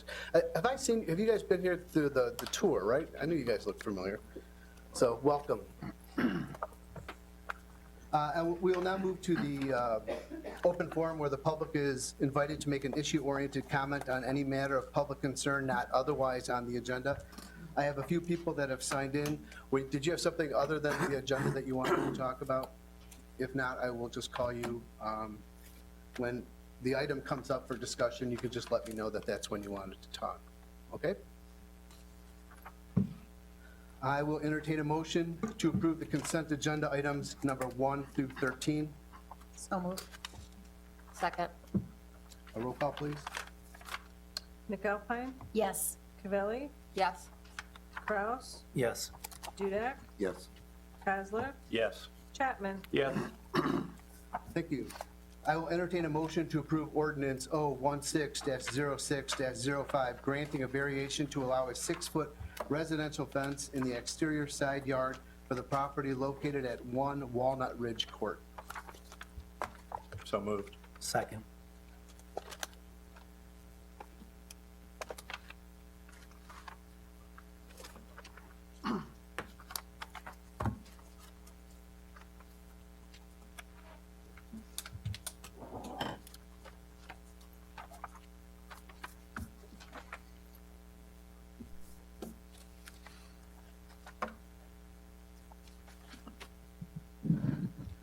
Hey, Brian. Thank you, Mayor. Village Board. Excuse me. This evening's request is, again, a reconsideration or review of the proposed fence variation for the property at 1 Walnut Ridge Court. Petitioner is proposing to install a 6-foot fence in the exterior side yard on the property, which fronts onto 3 Oaks Road. By code, a fence needs to be installed at the 30-foot building setback line. Petitioner is proposing to install the fence at a 20-foot setback and then exceed the height limitation of 5 feet to go up to 6 feet in this location. Previously, the item was reviewed by the Committee of the Whole in late May. This image here shows the fenceable area where the fence would be permissible on the subject property and surrounding properties. The subject property, again, is located along 3 Oaks Road. Properties which would have a rear yard facing 3 Oaks Road would be allowed to install a fence at the property line. Since this is an exterior side yard, they are required to install the fence at the building setback line. This image shows the proposed location of the fence would be about 20 feet behind the existing sidewalk along the property line, which would be about 55 feet from the curb line along 3 Oaks Road right of way. Proposed fence would be similar to the images shown here, a 6-foot fence with a trellis feature at the top to provide screening of the property from 3 Oaks Road. Petitioner is also requesting the 20-foot setback due to existing pines that are trees that are located on the property, so it would not impact their existing location. It would be located between the existing pines on the property and the evergreens that already provide screening of the property from the roadway. This is a couple of images that show the existing conditions of the roadway looking from Three Oaks Road towards the site. And again, matter was reviewed during a public hearing on May 17th before the committee of the whole. General review of testimony and documentation provided at that hearing. The committee of the whole recommended in general support of the request. Motion would be to approve a variation to install a 6-foot fence with a setback of 20 feet in exterior side yard for the property located at 1 Walnut Ridge Court. Petitioner is also here to provide any questions, answer any questions you may have regarding the proposal as well. We vetted this pretty thoroughly at the committee of the whole. Were there any additional questions for the petitioner? He is here. No? Thank you, Brian. Roll call, please. Kozlik, Yes. Kraus, Yes. McAlpine, Yes. Dudek, No. Cavelli, Yes. Chapman. Yes. Thank you. Mr. Dooley, you have your, thank you. I will entertain a motion to approve ordinance 016-06-06, granting a map amendment to the Village of Cary zoning map from R2 Single Family Residential to M Limited Manufacturing for the vacant parcel on Cary Avenue identified as PIN number 20-18-376-072. So moved. Second. Thank you. Hey, Brian. Thank you, Mayor. Village Board. Excuse me. The item that's up for review this evening is a proposed map amendment of a property located on Cary Avenue. It doesn't have an address, so it's identified via the PIN for the property. The request was reviewed by the zoning board in May during a public hearing. At that time, the zoning board did recommend denial of the request based off public testimony and documentation that was provided at that meeting. Since that meeting, the petitioner has approached staff and has discussed their options regarding the property and would like to have the item be reconsidered or referred back to the ZPA for additional discussion or an additional public hearing so that it can have an opportunity to provide additional documentation for the request as far as plans or exhibits as far as how the site might be developed from a standpoint with the rezoning. I can go into more detail as far as the request that's was already presented to the ZPA and what's in the packet this evening, but that is the petitioner's request at this point. Brian, ZPA has to consider everyone based on, I think was it 7 criteria? Correct. There's certain standards that are within the zoning ordinance that they, for every action that the ZPA reviews, whether it be a conditional use or map amendment, there are certain standards that have to be reviewed and met in order for them to support that recommendation or change from that standpoint. What I didn't see was which specific one did they use to deny this request? The discussion really was more of a concern without having a plan or discussion or of what potentially could be built there. From a zoning standpoint, the petitioner just submitted a petition to rezone the property and didn't provide plans or exhibits that indicated what the site would be developed as. So most of the concerns that the ZPA had discussed or expressed was not knowing, from a rezoning it straight to manufacturing use, the type of uses that would be permitted there, not knowing where the building would be sited and things along those lines was generally the discussion that was held as far as the unknown of what could be built there. The petitioner did have, or has parties that are interested in purchasing the property for manufacturing uses. They did not have a plan, showing how that site would be developed when it went through the process. So that was a concern primarily that the ZPA had at that time. Thank you. Did you want to present some of the additions to what they were planning on doing that would make it a compelling argument to send it back to the ZPA? The petitioner can have additional documentation that they brought. I can go through and at least show what was the proposal or the request. I have not seen plans formally submitted to our office to review, but they do have had gone through previously with planning on the property where they had plans that were drawn up 10 years ago or so for other sites. And they have, petitioner can speak to other interests that they have in the property for uses. Essentially looking at the property, it's a vacant lot that's on the corner, or at where Jandis Road and Cary Avenue kind of intersect or turn into one each other. Half of the property is already zoned manufacturing, the other half is zoned for single family, or the third of it is zoned for single family use. So the rezoning is just for the portion of the site that was a single family residential. before, correct. This slide shows the three parcels that comprise the existing lot or vacant lot.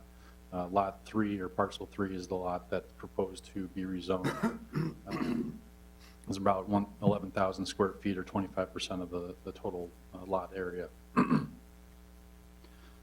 This map would show what the existing zoning is, identifies where the property is located at, and if the rezoning was approved, what the new contours of the zoning districts would be. These are the map amendment standards that are listed within the zoning ordinance that would need to be met or for consideration of a map amendment, similar to other requests from a zoning standpoint that we look at. We need to satisfy for a proper rezoning of the property. And again, the public hearing was held on May 26th. The ZPA did have a 6-0 vote against the proposal. The petitioner is requesting at this point to have the matter referred back to the CPA for an additional public hearing, which we re-notify or provide notice of, and provide them the opportunity to provide additional documentation or evidence to support their rezoning request. Any thoughts, questions from the board? I would like to hear some of the reasons that it should go back. Yeah. We have. Could we have the petitioner come up and answer some of those questions, and I'll let the public speak when she's done making her presentation. Hello. Hello. You could just state your name and address for the record, please. Lori Fuchs, 353 Mildred Avenue in Cary.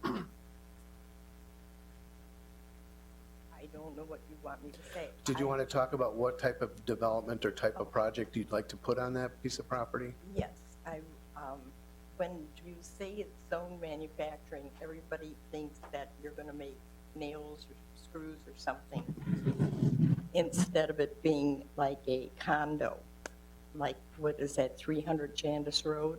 Mm-hmm. That is what these plans show.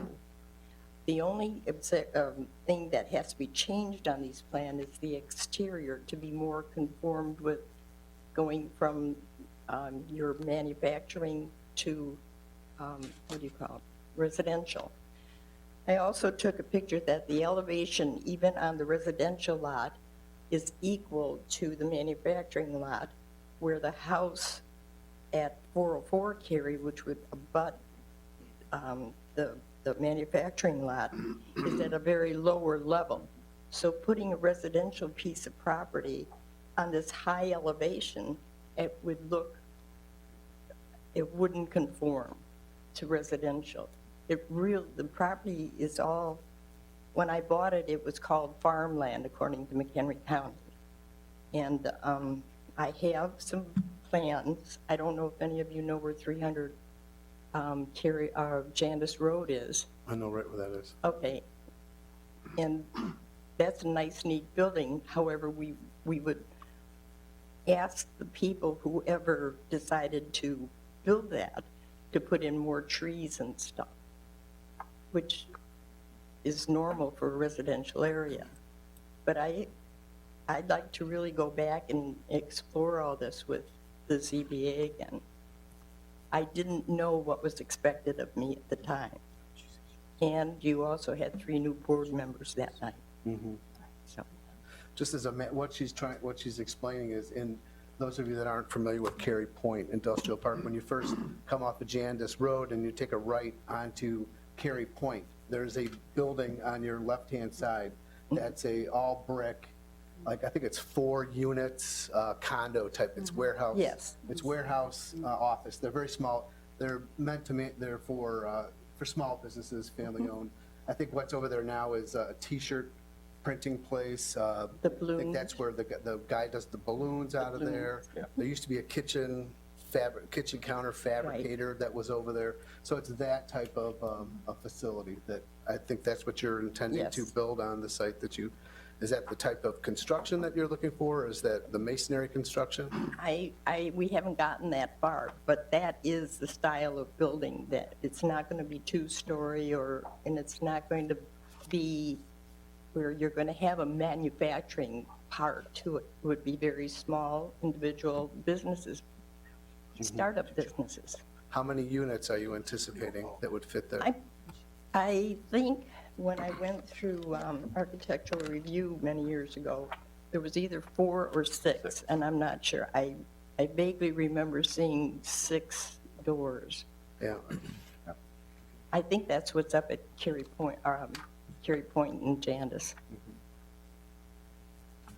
Lori, Yeah. it said that at the ZPA that you didn't really present anything in terms of a product, what we placed on the property.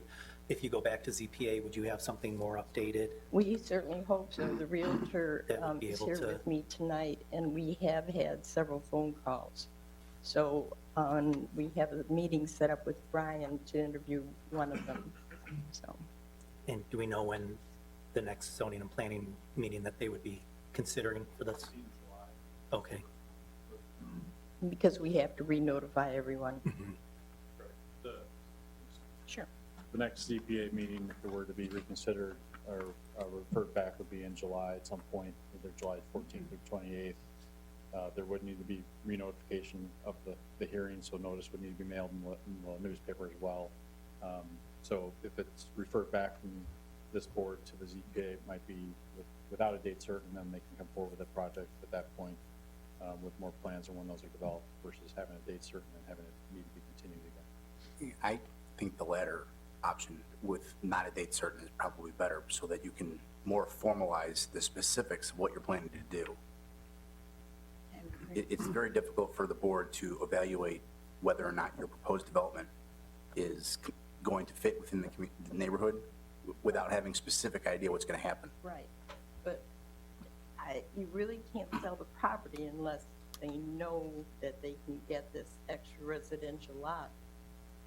So, A lot of I mean, time- it's like that's why chasing tail or whatever. That's why real estate contracts have contingencies for Right. zoning. You're right.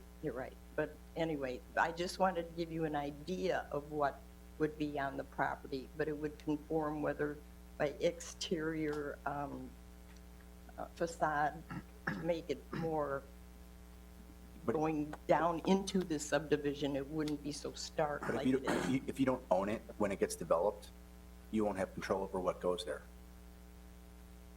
But if I don't have to sell it unless I know what's going to go there too.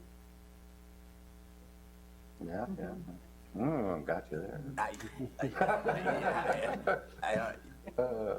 I still think that. I mean, that's why- you know, I that's why wouldn't go. The end user is the better person to apply for a zoning change. Exactly.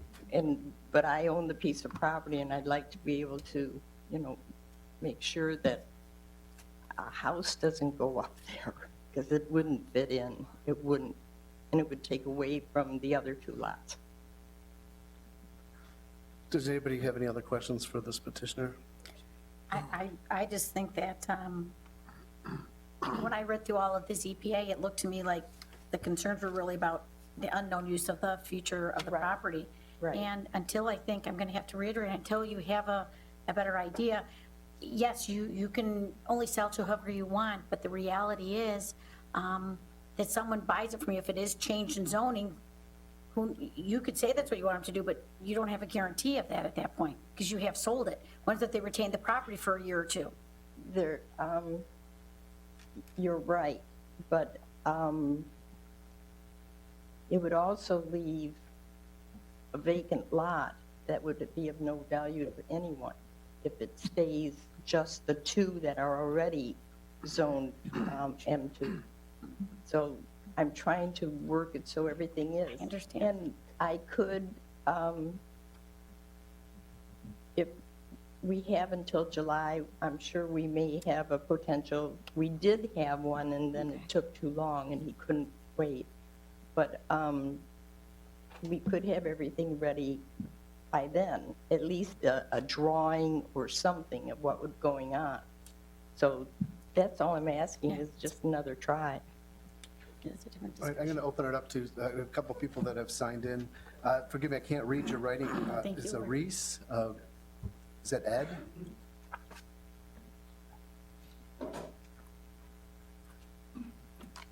Hi, my name's Ed Reese. I live at 405 Cary Avenue in Cary. I didn't bring any information to, dispute what was just being said. I thought this was just going to be a formal hearing to approve what the zoning board had already gone through when they voted unanimously to reject this concept. Our basic contention when we went and met with the zoning board is placing or injecting a commercial building in a residential subdivision will, in this case, will ruin the atmosphere of that particular subdivision. I believe you mentioned that you're familiar with the neighborhood where Jandis Road and Cary Avenue come together. There's a very distinct separation between the Cary Point Industrial Park and the residential neighborhood that's there. When Mr. and Mrs. Fuchs originally bought that specific lot, there was a house on it. It is a residential area. I don't know when the other two parcels were rezoned commercial. I'm going to try to investigate that now too. But we would like to keep our subdivision as a residential subdivision. There could be a home put there. Just because Illinois is flat doesn't mean the rest of the country is flat. Houses are built on hills all the time. I just ask that you consider strongly the recommendation of the zoning board. And your idea about not knowing who's going to occupy that building. I have a business in Barrington. We rent from a building owner, and the occupants of that particular building have transitioned so many times in the number of years. And the current landowner has absolutely no say over who's going to occupy it initially, or who's going to occupy it 5 years from now, or 10 years from now. There's a number. The subdivision is in transition now where many of the homeowners have become older. There's younger families moving in, children living there. An industrial building just does not belong in a residential neighborhood. So, thank you. Thank you.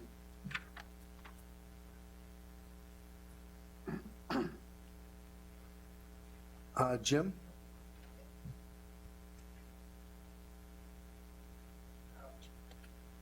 Yeah, my name is Jim Tuck. I live at 416 Cary Avenue. It's right on the corner down Janus there. The reason I moved to Cary, I lived in Lyons for 22 years, and my wife wanted to move further up here. I was disgusted with the industrial type situation down there. We had to close our windows, because of different things from McCook and everywhere. So we came up here to get away from all of that. And we've got 3 lots, buildings on, I got 1 vacant lot that, we have our gardens and everything. That borders next to the house that's next to that, which is owned by the Fuchs, which is a rental property, so they really don't care what goes in there.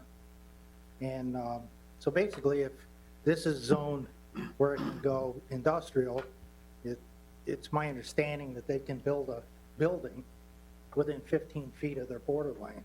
So that means my fence or my property would be within 75 feet approximately, I'm just guessing, of a building, the actual physical building itself. And I have no idea what they put in there. Nobody can tell you what's going to go in there. You don't know who's going to put anything in there. Could be flammable stuff. You don't know what's going to go in there. I just prefer not to have anything like that, next to me. I moved here to get away from that. So that's about all I got to say. Hopefully you guys consider that. Thank you. Bruce Basso? I'm just trying to figure that out. If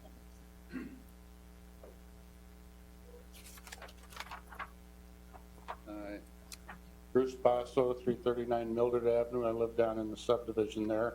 Lived there for 50 years. I am also the realtor that's marketing the property, and I am experienced in a certain amount of building and zoning, and I've done building myself. This is kind of an unusual situation. It's a hybrid lot. It's one lot that's got two types of zoning on it. The majority of it is already industrial, where they could build industrial on it. The part that is residential would have to be subdivided off again now, and it wouldn't be an ideal situation for a residential lot. I'd have trouble selling that as residential. But if you look at the stage of the whole program, the majority of the lot that would be industrial is up the street from the neighbors that have spoken, and it's much higher out of sight. And the left side of the property that we're talking about is zone residential. Now, just from my building experience, the flat area on the top would be the ideal place for an industrial building, which adapts itself better to a level area. As the hill falls off on that, the city would no doubt require retention area and so on. That would be the ideal place to put it.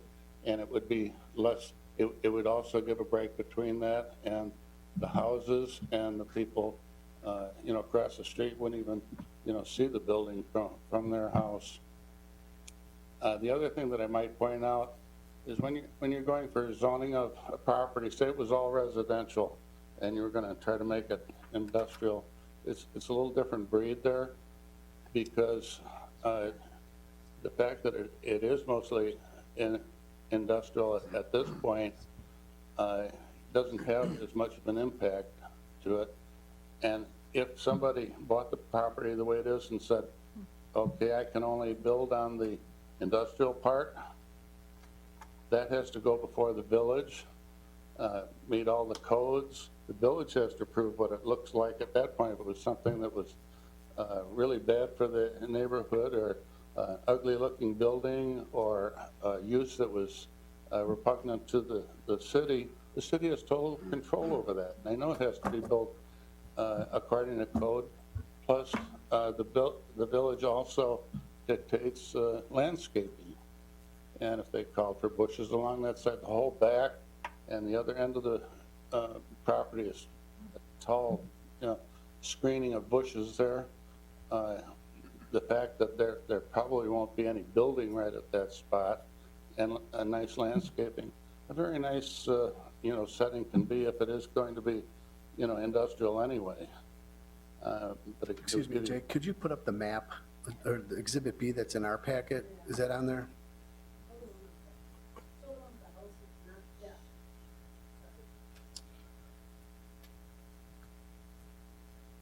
Just so everybody has an understanding what we're talking about. That lower end would, probably wouldn't be where the main building would sit anyway. It would probably be up closer where the access is readily available to Cary Road there. Who owns the property just, I guess that would be kind of like northwest of there, that vacant piece? Northwest of there that's the auto restoration. Does he own that second part too? He owns the vacant lot in there. And then behind the property in question here, there's a fenced-in outside storage facility, which isn't going to affect anything, because if somebody built a building on the other side of that, they wouldn't see it to begin with, and it would have no effect to neighbors on that whole end of the property. And if the other end were just landscaped and possibly retention, it could be a very nice looking setting for a building to go there. Somebody just builds a building on it, it may curtail the size of the building by a little bit, but not much. The amount that would go on this lot would be maybe 10 or 20 feet of building, more or less, wouldn't really have any impact. It was really designed as industrial in that area, and there is a conversion there. I drive by it every day, and I myself wouldn't have any problem with that. I have a very nice house, down in the subdivision there, and been there a long time and feel very comfortable with the situation. I guess I would only take issue with one thing you said, is that you said it was designed to be commercial and industrial. No, industrial. Yeah. There are 3 different legal parcels that are included in the property your client owns, and 2 of them go with one subdivision, which was presumably subdivided originally as manufacturing. Yes. The 3rd parcel, the one you're seeking to re-subdivide, is part of a different subdivision. And that different subdivision that it's a component of appears to be, you know, has developed historically as residential. So I don't know how they acquired the property, if it was all at one time or if it was piecemeal. But if they acquired it piecemeal, they acquired the property that straddles 2 different subdivisions. I understand.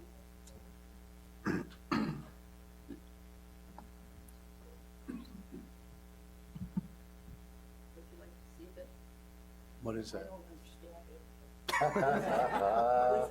I'm not going to read it right now. Yeah. This is about what each parcel is, and it says that it's C.R. Jandis Fox River Grove Edition, C.R. Jandis Fox River Grove Edition, C.R. Jandis Fox River Grove Edition. Oh. Parcel 10, I don't know which one that is, but, no, parcel 3 is German subdivision. Right. German subdivision is a residential subdivision. And I don't know if it's still that way. Could we have you speak into the mic, because we're taping this, and we need to have a recording. This goes back to 1967, so I don't know if it's changed. I believe on a map, I did see that there was a change to Jandis subdivision. And that would make sense because Lot 2 is Jandis Fox River Edition and Lot 3 is German's.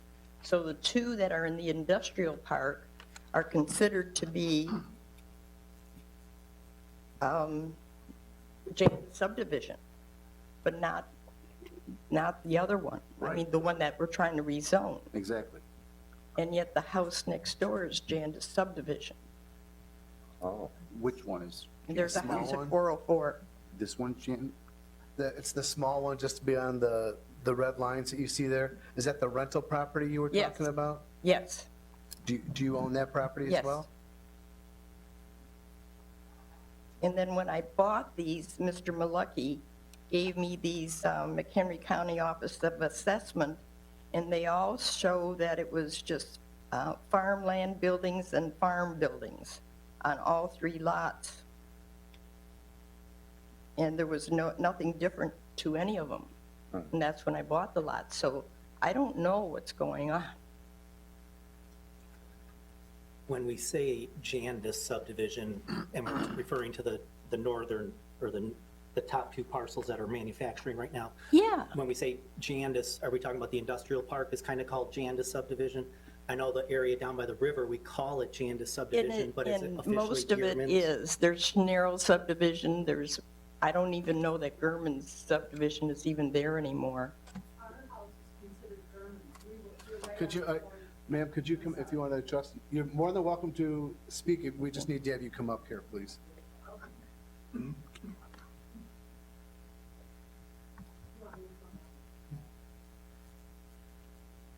I don't know. Just in summation, an industrial building's probably gonna be built there anyway. As a nice layout and giving more side lot line, toward, the rental house there, and so on. I think there's gonna be minimum impact with it. And, the basis that it's already industrial on it, whatever's built there has to be built according to code in an approved situation on it. We're not really making that much impact to the situation from, what it could be right now. Thank you. Ma'am, did you want to come up and address the board? Trustee Kraus's comment. The 2 properties that are currently zoned industrial, they're part of the Jandis subdivision, so that industrial park was part of that subdivision. The Gearman subdivision is more of the residential area that's to the south lot, so that property they're looking to rezone is part of the Gearman subdivision, and also the rest of the residential area was created as part of that same residential subdivision. So it's referred to commonly as the Jandis subdivision, but it's Gearman's is the official name for the subdivision. So is her rental house part of Gearman or is it part of Jandis?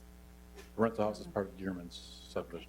The actual plat of I subdivision understand. has Gearman's. I understand. We're just saying that's the dividing line. No, it's the residential lot currently that they're seeking to rezone. Right, that's what I'm saying. This is the dividing line. Yes, yeah. Yes. So if I'm with you're you. looking at this image here where the Mhm. mouse is located, this line that shows Right. the lot line Mhm. of this parcel here is the one they're looking to re-subdivision, part Right, of the and that's Gearman from- subdivision. mhm. And to the west is the Jandis. So is the next one. Correct. Brian, the legal description for Lot 3 doesn't indicate this, but I'll ask if you know. I don't believe Gearman subdivision was a re-subdivision of Jandis subdivision, was it? Gearman's was first, Jandis came later. Okay.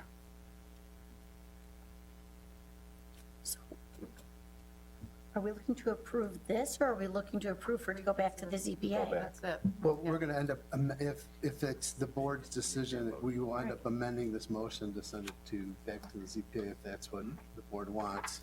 But, or if you want to vote on it as it is, that's completely up to you. And let me ask a question then. If we voted on it as is and we said, let's just say we said no, let's just say there was the vote, was no. Would the petitioner then have an option when they have a specific plan to go back to the ZPA because they have a change? I mean, I'm just trying to figure out If the- logistically what's happening here. Yeah. No, I'm just saying, if in the future, let's say it was a year down the road or 6 months down the road, I'm trying to look at the long term here as to what a decision here today means.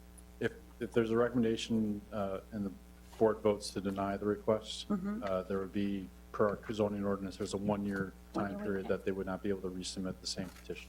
Unless they there's came an back. extenuating change or something? Correct. So unless the board were to approve a resolution that there were significant changes, the board could approve a resolution to approve them to go back to the process, and then they could resubmit a petition within that one-year time period.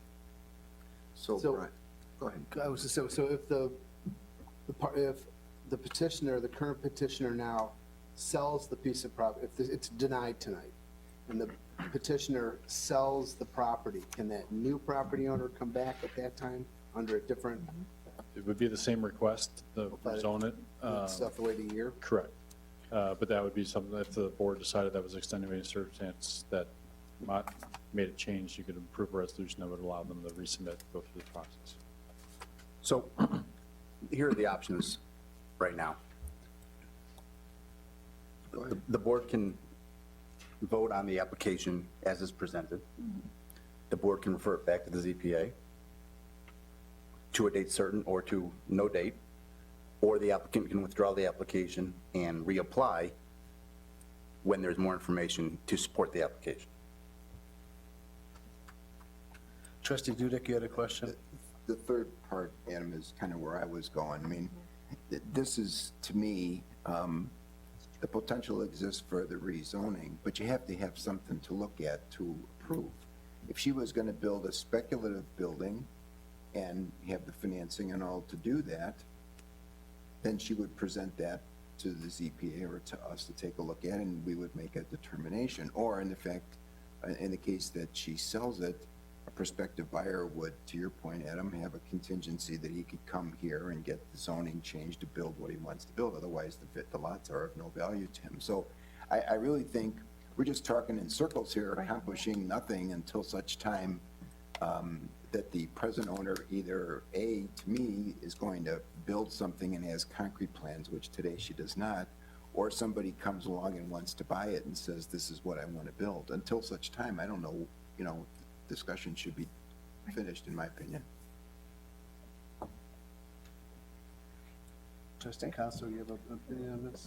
No, I agree with what Trustee Dudek said. I think that these changes of zoning really should be with the end user, the end owner, and we're sort of jumping the gun here. If she had a project she had to build, we could look at that, but she does not. So I would lean towards not sending it back towards the CPA or having her withdraw. Trustee Costello, do you have any comments? Wasn't the manufacturing property just recently for sale?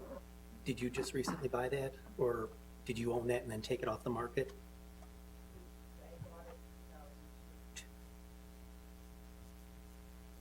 But I thought just recent, like this past year though, I thought I'd seen signs up there saying that it was manufactured or industrial or something. Were you trying to sell it then at the time?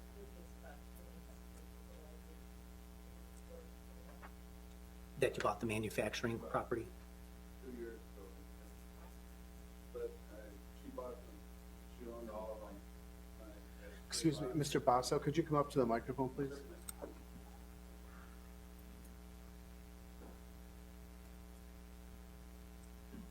She owned the three lots there, and 2 of them were zoned industrial and the other one residential. And because of the hybrid of the situation and getting 3 tax bills, she had it combined into 1 lot. That's what makes it, a hybrid lot at this point. I understand the village has to determine, that it's all zoned the same. It's just a matter whether they would accept the whole lot as one and say that's what it's going to be, an industrial building. Would it look nicer if it was all done together with the tension there and landscaping, or leave a piece of land that's almost unusable or unpractical for anything? It would depreciate the property tremendously if she did that. She didn't do anything wrong. It's just the way, things fell, and trying to put it together as a good project.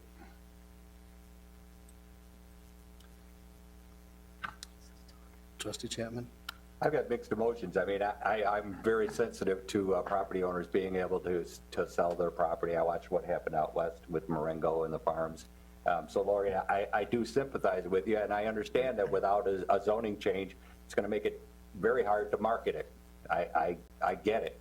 But I can't support it, changing that 1 lot from a residential and putting it in there until we know, something more about it. I just can't. Trustee Cavalli? Yeah, I think she should go with the second or third option. It's the way it currently stands. I'm not in favor of it. If somebody were to purchase the lot and then have to come back to the village and go through the whole zoning operation, you no doubt have legal expense. You have time involved with it, and there's people that it could hinder the sale of a lot of, especially if they get into a situation where they have to spend money not knowing if they were going to get the zoning. Again, you're into a chicken egg situation. I don't know what I'm marketing at this point, and I can't tell the man, yes, you're going to get the zoning, and for them to take that time and gamble the money on getting the zoning while they're waiting to close, you're going to cut out a large part of the possibilities. And it's been a difficult, property to market anyway. Yeah. Especially in this particular era. I understand, but I think the board is kind of clear on the fact that they'd like to see some sort of a plan, that what it would look like, how much of the property it would encroach upon their neighborhood, if that parcel is even going to be, if it's a parking lot, or if it's, something that's going to be landscaped, if it's part of it, I have no idea. That's what I think that the board's frustration is, because they don't know what they would be rezoning. And it's very important that we have an understanding of what we're going to be rezoning. It seems to me I think that from the recommendation that the board is giving, that in your best interest, you should probably withdraw your petition so you can come back at a later date when you have something a little bit more concrete. Otherwise, if I call for a vote, I believe it will fail, and you'll have to wait an entire year to come back. If you were going to a next piece of property, say off of 3 Oaks Road or something like that, and they said, we'd like to make this, industrial, somebody might, show how a subdivision might be laid out, but what actually goes on it usually isn't, part of the, the consideration on it. Am I wrong? Yeah. If we were to annex new property for where a development was anticipated, we could negotiate a contract with them so that both sides know in advance what is going to be developed there. We would have a plan that we would be able to enforce. The layout of it for an industrial park might be one thing, but they can't tell you who's going to buy lots and all those, buy all those lots and exactly what's going to go on them. The consideration is usually if they zone something industrial and then somebody buys one of those industrial lots, it goes to the village, and the village has the say-so at that point. And if there's something that's, you know, really not acceptable, that's the time they can knock it down or limit it or change the shape or location of it on the lots or require landscaping screening and so on. But that's like the second stage of property that's already zoned. You zone the, you know, property, say like on Tree Oaks Road already for retail, but you don't know what's going to go on it ahead of time. Nobody knows how that's going to, you know, be laid out. It's really two different questions. You know, I guess I'd just like to ask, either the petitioner withdraws or we have a vote. Otherwise, we'll be dialoguing this all night and going nowhere. So if you come up to the microphone, please. My name is Diane Took. I'm Jim Took's wife, and we live right on that corner property where the red lines, you go further down where the turn is for Marquette Street. My neighbor across the street looks right at that property. Lori's property has that one lot above hers, but so does ours. So that could be sold together, because I know that she's going to be selling off all her properties because she's going to live in Arizona. So it's just a matter of, she bought the lot, and so did we. We bought it from Mr. Malucky, the man that owned all that property to begin with. We put $75,000 into our house to have a nice house, because it was an EGAD house. And when we drove up, my husband said, oh no. But I talked him into it. And I think we've created a very nice, lovely entrance to the subdivision, even though we can't always get to it every minute of the day. But the traffic coming down the hill is terrible. People don't, it says no outlet, but people come down anyway. And then big trucks end up turning around down there. So if there is a situation where there may be warehousing or semi-trucks going in there, or any kind of a truck, they'll be coming down there to turn around in front of my house. I can guarantee it. And I don't appreciate the ones that come down there now as it is. So I'm just saying, there's a lot of possibilities for selling that land, and it's not all zoned commercial right now. And so the for sale sign is wrong, leads to false advertisement. Okay. Thank you for your comments. Yes.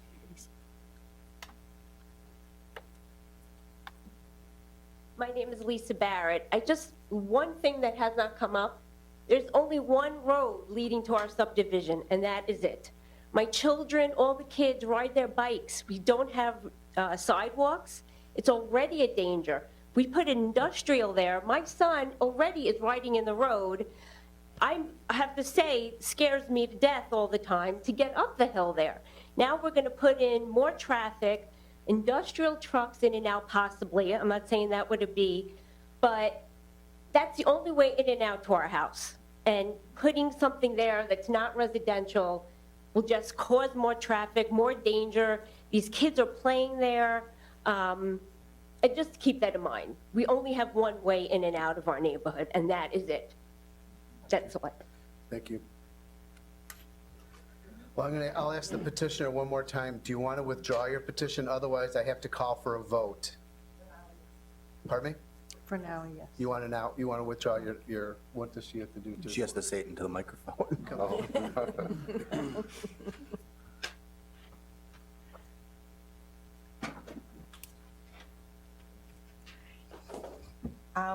With withdrawing my petition, what does it entail? Just that I can You can reapply. or have the future builder reapply? Right. Exactly. Okay, Okay? that's fine. And we'll take care of that, Brian. Brian will be in touch with you. Okay, thank you. Okay? Thank you. Thank you, everybody. Thank you for your patience with it. motion. Pardon me? Yeah. Can I have a motion to? Adam about that. Can I have this table? Withdraw the motion. I would like to have somebody withdraw the motion. Whoever made the motion. Who made the motion? Chapman Jeff? and Kraus. I seconded it, I thought. You did. Chapman made the motion. Would you Yes. please withdraw the motion? Yes. What? Okay.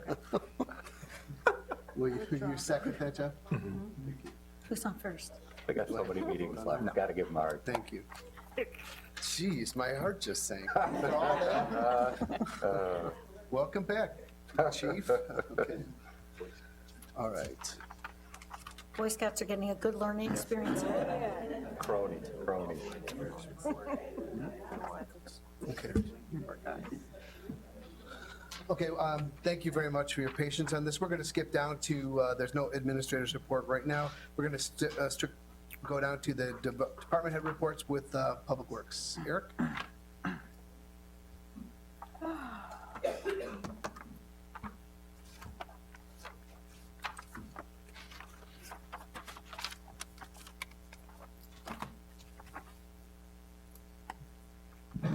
All right, in lieu of a monthly report, we prepared a summary of the last fiscal year, so it'll be an annual report.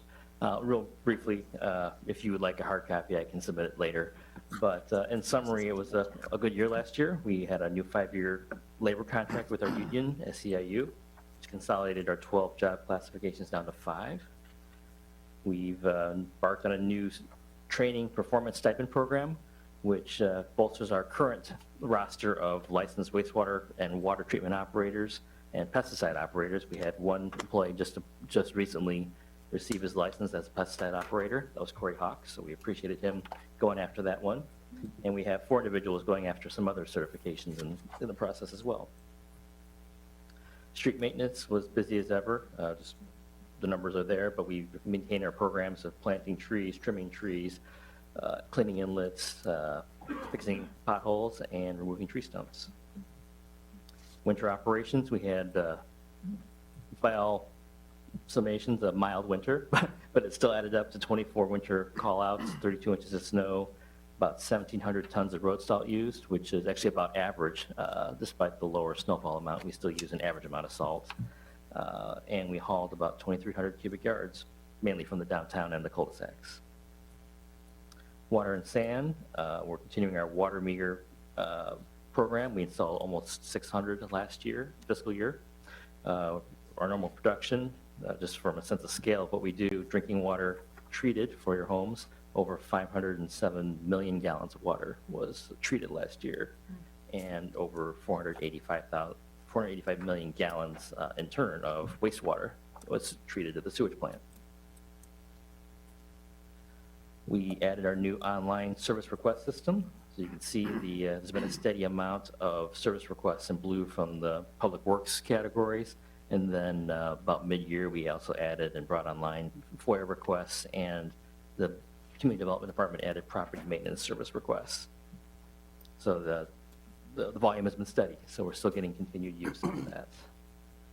Road program was completed last year with a significant amount of asphalt roadways repaved and some new drainage improvements with pipe under drain installed behind the curbs.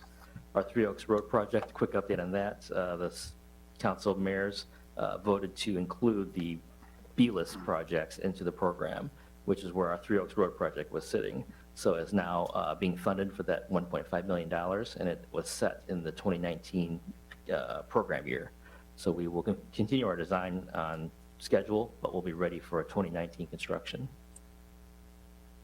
And then Sunset Crest, we have out on the street the bids for the grading work for the detention area at the locations of the former homes that were purchased with the federal grant. So we hope to get that bids in shortly, and it'll be brought before you for approval, I believe, at the next board meeting. And then we'll get construction going after that. A big project in water and sanitation was the water tower maintenance and painting. You kind of see the significant change with the before and after, but just not on the surface. A lot of interior metal work, and the pods for the cell carriers at the top of the tower were removed and reinstalled on a new railing for safer maintenance and operation for not only our employees, but also the cell carriers. And if any questions, I'd be happy to answer. One addition that's to the great report is Eric and his team have taken the leadership to start the McHenry County Purchasing Initiative. We had a bid on tonight's agenda tonight, which was the first award through that McHenry County Working Group. As the board may recall, Back in around November, we gave a presentation of the purchasing initiative that we've been a part of for the last 3-4 years to the county. Eric started the group with a number of public works directors, including Woodstock, Crystal Lake, Algonquin, Lake in the Hills, Huntley, and other communities, and now bids are coming out that are being awarded by a variety of McHenry County communities. So I thank you for that. Continues to be a leadership effort. One other item of note, sometimes other communities ask us for advice. Tomorrow, Eric is interviewing with a team at the City of McHenry, engineer candidates for their first village engineer position. Project engineer position. So we continue to try to take opportunities for leadership in the county. Cool. Great job, Eric. Eric? Thank you, Eric. Eric? Yeah, I have a couple of questions. One, and this is one you'll have to get back to me on. I'd like to know what pesticides we use and where they're applied in the village. Sure. And then secondly, I had asked a question about, do we have a ongoing program to detect ingress into our sewer system from the stormwater? Do we have a program that's going out looking for leaks, looking at those joints, looking at the manhole covers, where we have stormwater entering our sewage system? Like a smoke testing program, or? That's one of the ways. Yes, absolutely. So Yes. for We've done that before. stormwater infiltrating into the sanitary? Yes. as well? Okay. Yeah. We, I'll get back to you on both matters, certainly. Okay. What kind of things are being FOIA'd by Public Works? Actually, nothing very commonly. That list of the service requests is for all FOIAs made, at least electronically requested to the whole village. So, yeah, they're not specific to Oh, Public okay. Works. Okay. Yeah, I'm like you. I thought, oh, we've got FOIAs for public works. Yeah, this is just online, so yeah, people call in or write them in as well. Okay. And that's just the admin FOIAs. The majority of our FOIAs are through the police department, police reports. What's a FOIA, Jacob, for the scouts there? FOIA is the Freedom of Information Act. So that's where an individual or a commercial entity may be looking for a public document. And so they're able to submit that request to the village, and then we'll fulfill it.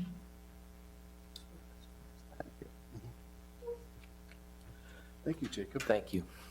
Okay, now we'll move to future agenda items and discussion by the village board. I have a comment that I'd like to, or a statement I'd like to read. Sure. It's regarding the Meyer Material extension, and I wanted to be succinct, so I apologize in advance by having to read this, but I think this way it'll present better. So Mayor and Board, over the past several months, a substantial amount of time and effort has been invested in the potential for a Meyer Materials mining extension. Since February 11, 2016, when the ZPA first heard the applicant's petition, new evidence has been introduced and changes to the mining restoration timeframe have been introduced as well. I'd like to recap for the board and the mayor those changes. The new evidence items.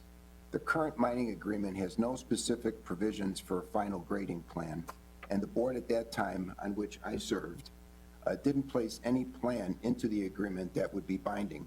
The proposed revisions outline a specific plan, one which Meyer will perform with their equipment at their cost, potentially saving taxpayers of the community hundreds of thousands of dollars in grading costs.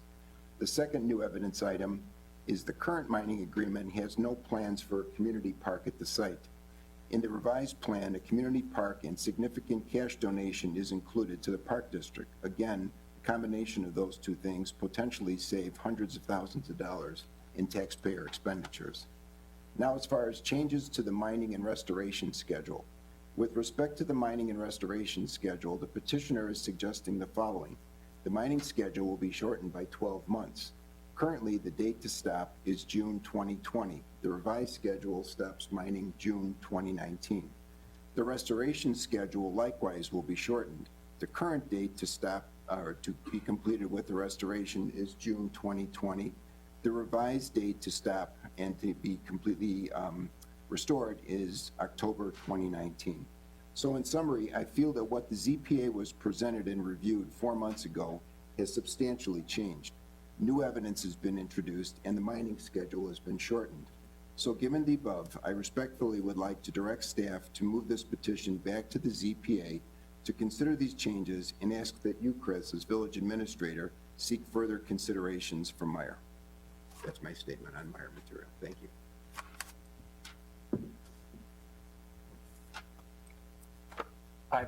I would recommend that Attorney Simon comment on procedure here and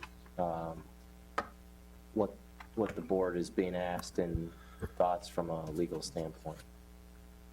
So, as was identified with the rezoning application, when an application is denied, it is normally subject to a cooling off period for 12 months before it can be reconsidered, unless the applicant files a new application and presents evidence to the board that there's been a substantial change in circumstances from the original hearing.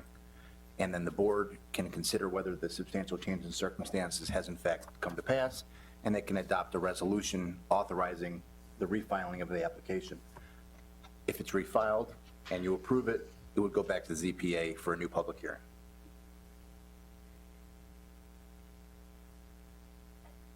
It would be considered like a new application.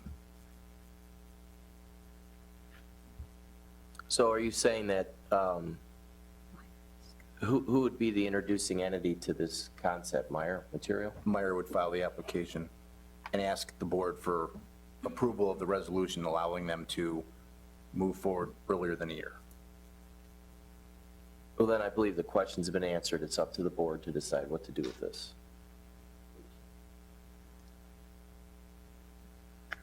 How is it up to the board to decide when Meyer has to decide, or am I missing something? Well, it would, I believe it would be direction to me to talk to him about this. And what is requested is that, A, that has to occur, B, they have to agree, and C, then there's discussion about a resolution coming back to you For the waiver. at a future board meeting to send it back to zoning that would then need to be voted upon, as I understand this. I'll support that. Do you have to have direction from the board? I mean, the petitioner earlier, just beforehand, did not have direction from the board. The petitioner had information from you as to what her options are. It was her decision to withdraw. So Meyer does not need our approval, to the best of my understanding, to do that. They can do that unilaterally, can't they? They can absolutely file a new application tomorrow. Well, If they file an application tomorrow, the next step would be for it to come before the village board to consider a resolution on whether or not to waive the 12-month cooling off period. And if you approve that resolution, it would be allowed to go back for the normal zoning process, starting with the ZPA. but when these questions came up in the past days, from a legal standpoint, the status quo is that with the denial that occurred at the last village board meeting, that it was my understanding, there is a 1-year requirement before they could come back and refile. And it's my understanding that as part of this discussion tonight, that Meyer needs to want to submit then or on an abbreviated schedule. But if the theory is an abbreviated schedule, meaning sooner than a year, then the village board has to decide to allow that. That's right. Right. Okay, I just want to make sure everybody's understanding But this. the village board doesn't have to allow that until they go through the process of. No. If Meyer wants to go through the process again, Right. the first step is for them to file an application. Upon filing the application, the board will decide whether or not to waive the cooling off period. If you do, and you adopt that resolution, then they'd be authorized to go to the ZPA and start the application process. And how does voting on that work in terms of, do we have to have a supermajority? Do we just have a majority? It's a simple resolution, Oh, okay, okay. so it's just a simple majority.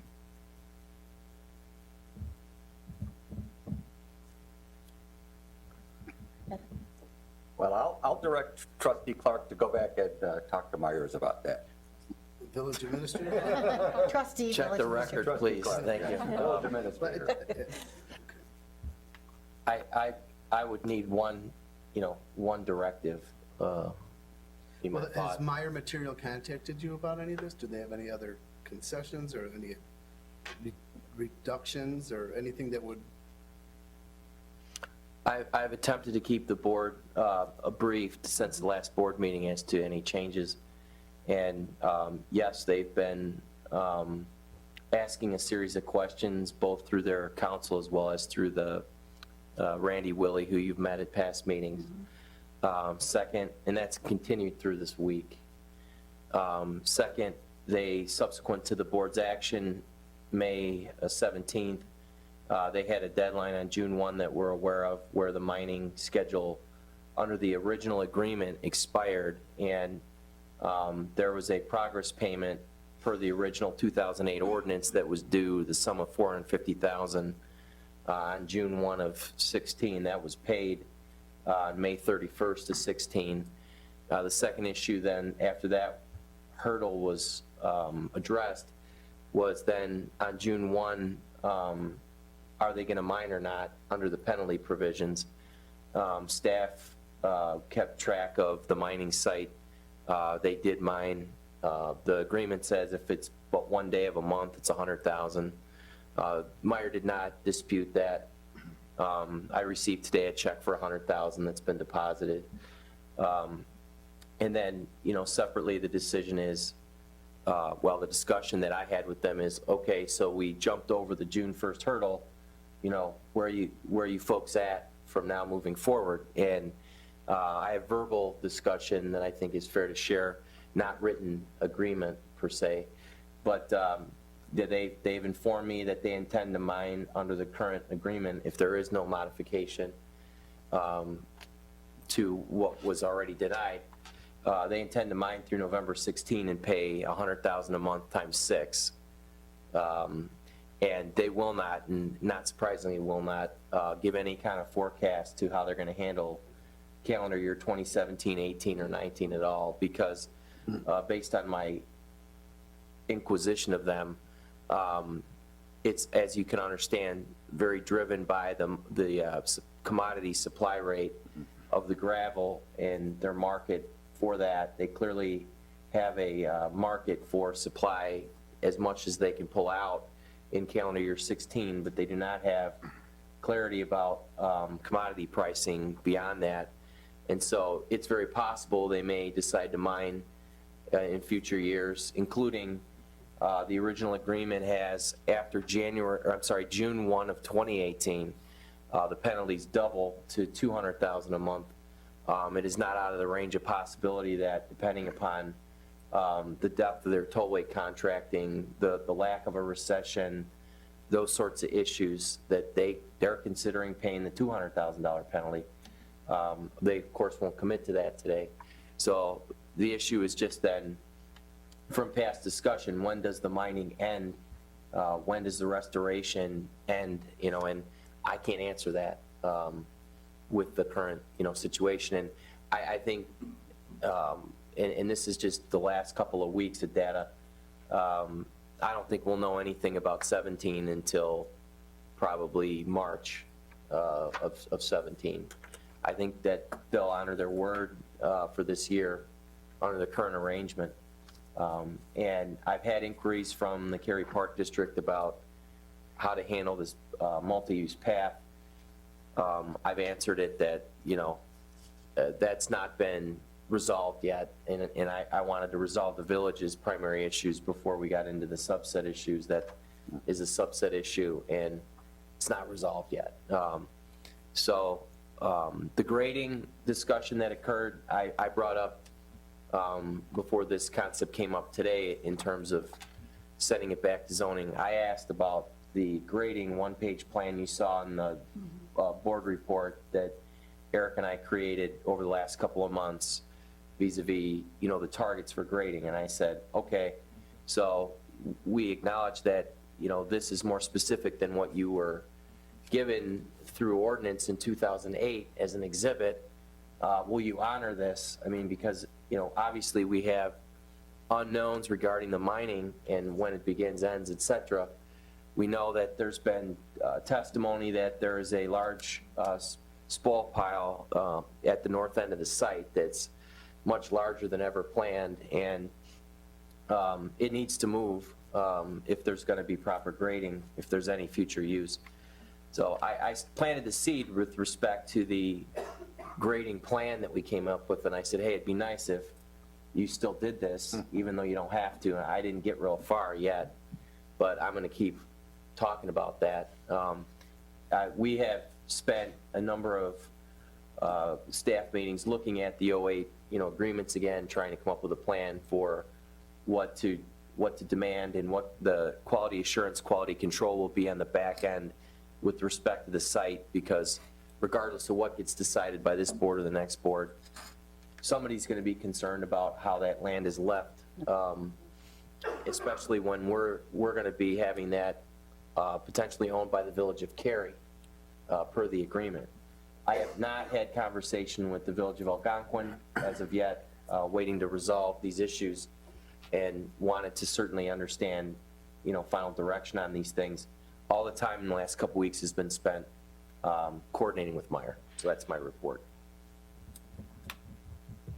Well, Chris, can I further? Adam, I have a question for Adam. I guess this just seems to be expanding into a discussion that's not on the agenda. And I'm worried about OMA violation here, since we're asking for direction on an item that's not on the agenda. I don't think you're taking any final action at this point. I think that Trustee Dudek asked for this to be brought up at a future agenda, and so there's just clarification as to how it would come back. But we're not taking any final action. Okay, all right. Chris, the grading plan, I would like to get a copy of the very thick grading plan. The 08 or the one now? The original one? Yeah. Since it's being claimed that there wasn't that much of a grading plan. Sure. Other than that, no, I'm not in favor right now. I said to Administrator Clark and the mayor that if Meyer wants to come back with a new proposal, they're welcome to do that, and I'll entertain that at that time. But this just seems like a sort of backdoor method of getting it reheard, and I'm not favorable of that right now. Comments?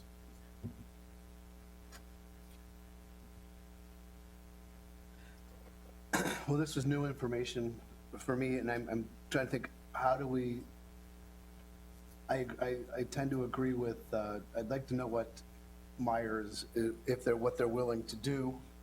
I mean, if there's something that, I agree with I kind of agree with both sides here. I agree with Trustee Dudek that there were some substantial changes made that were not pertinent to the original ZPA.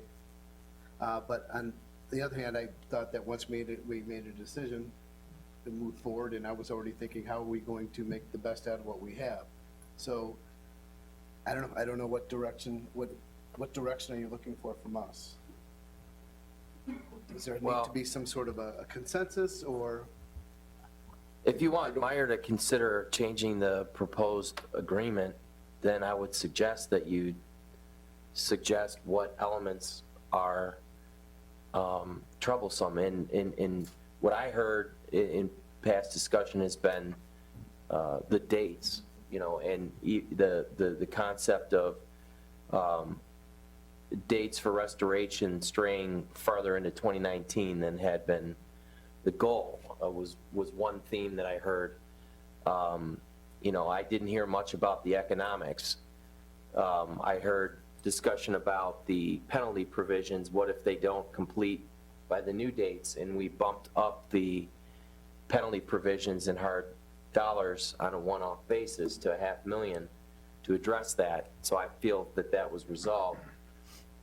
The Park District item had been resolved from their perspective, to Meyer's perspective. It was mostly about the time window vis-a-vis the residents and the commitment made back in 08 to these residents, and what would be done now. And what I think, I don't know that it's new information, but the reality is the commodity market is what it is, and we don't have date certainty to tell Fox Trail residents about when this will end. And I mean, that's part of the evolution of this since May 17th.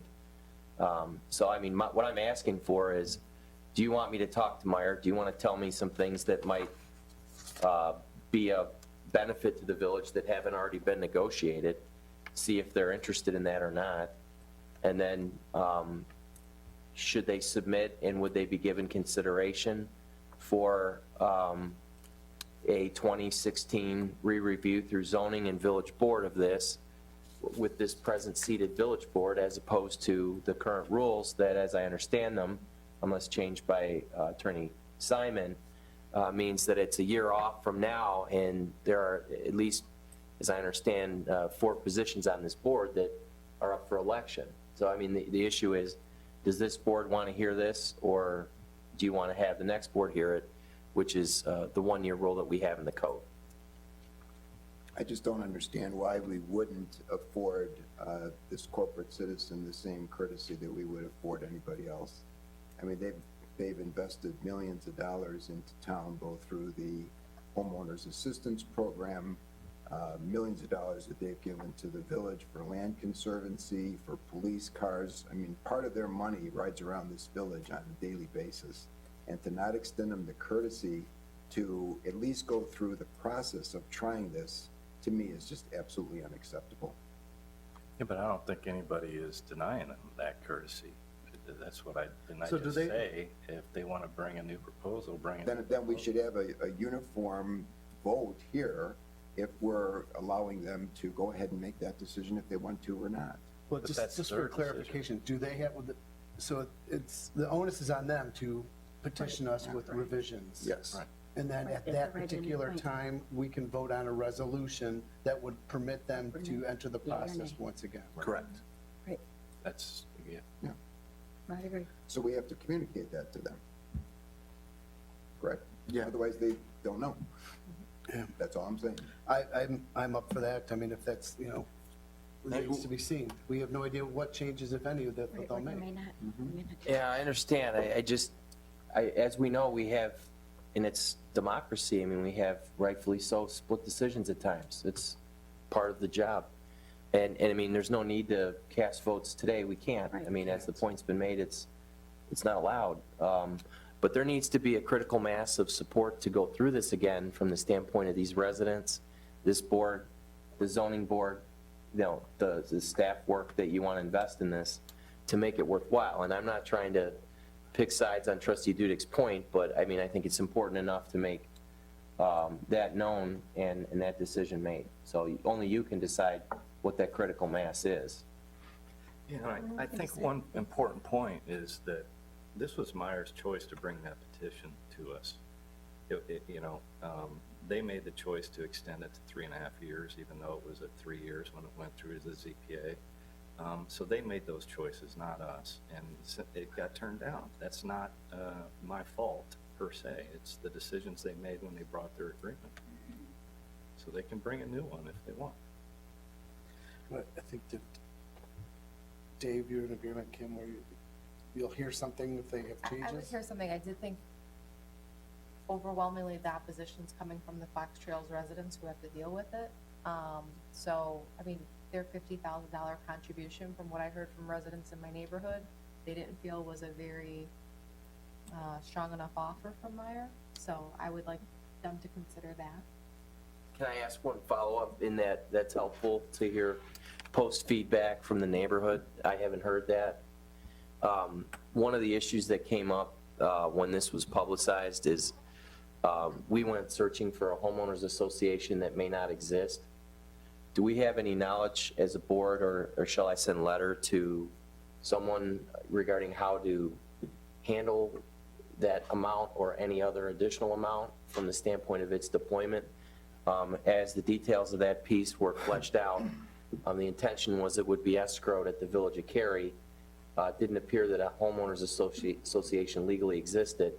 And so my thought would be that if that was an element that was considered, we would somehow send letters out and try to select some way 5 or 8, folks to come in and help lead whatever that was to be spent upon with some public input. I think it's important to have that, especially if it's enhanced. What's that? I agree. I think it's important to have that for buy-in from that community, because let's face it, they're the ones coming to the meetings, and expressing concerns about dust, asthma, you know, whatever was said at some of the last meetings. So you're comfortable with talking to them about what some of these concerns are? Time frame is, I think, critical. Yeah, unless I didn't hear from trustee McAlpine or trustee Kraus. This is new information, so I don't really have any comments at this point. I understand that, so I think I got clarification with what needs to be done, and I certainly want to afford any type of business the same opportunity that we do for anyone else. So I don't have a Very problem good. with you Thank- talking with them about it. What happens from there happens. All right, thank you. I will entertain a motion to adjourn into Any executive. other future agenda items to talk about? I don't know, are there? Mr. Yes, by golly, there are. And one of them is, I want a vacant lot. I would love to have a vacant lot in the village of Cary to plant a garden so that we could have butterflies and other pollinators. And I've been talking about this since the beginning of March, and now it's already June. So we pretty much lost this planting year. And if we're going to plan for this garden to go into a vacant, unused piece of property, and I don't care where it is, you know, do I have to have 6 votes or something to get this? What's holding it up? Whose property are you? Our property? Yes, the village property. A piece for a garden. I mean, Dave, have you talked to the Conservation District? yes, absolutely. And can't, They are ready to help us to. no, what I'm saying is put put it on their land. Oh, no. Well, No, I haven't asked them to put it on conservation land. They've already have their own efforts to do that. I'm talking about here in the village so that our residents in our, you know, village can be involved in the solution to help this.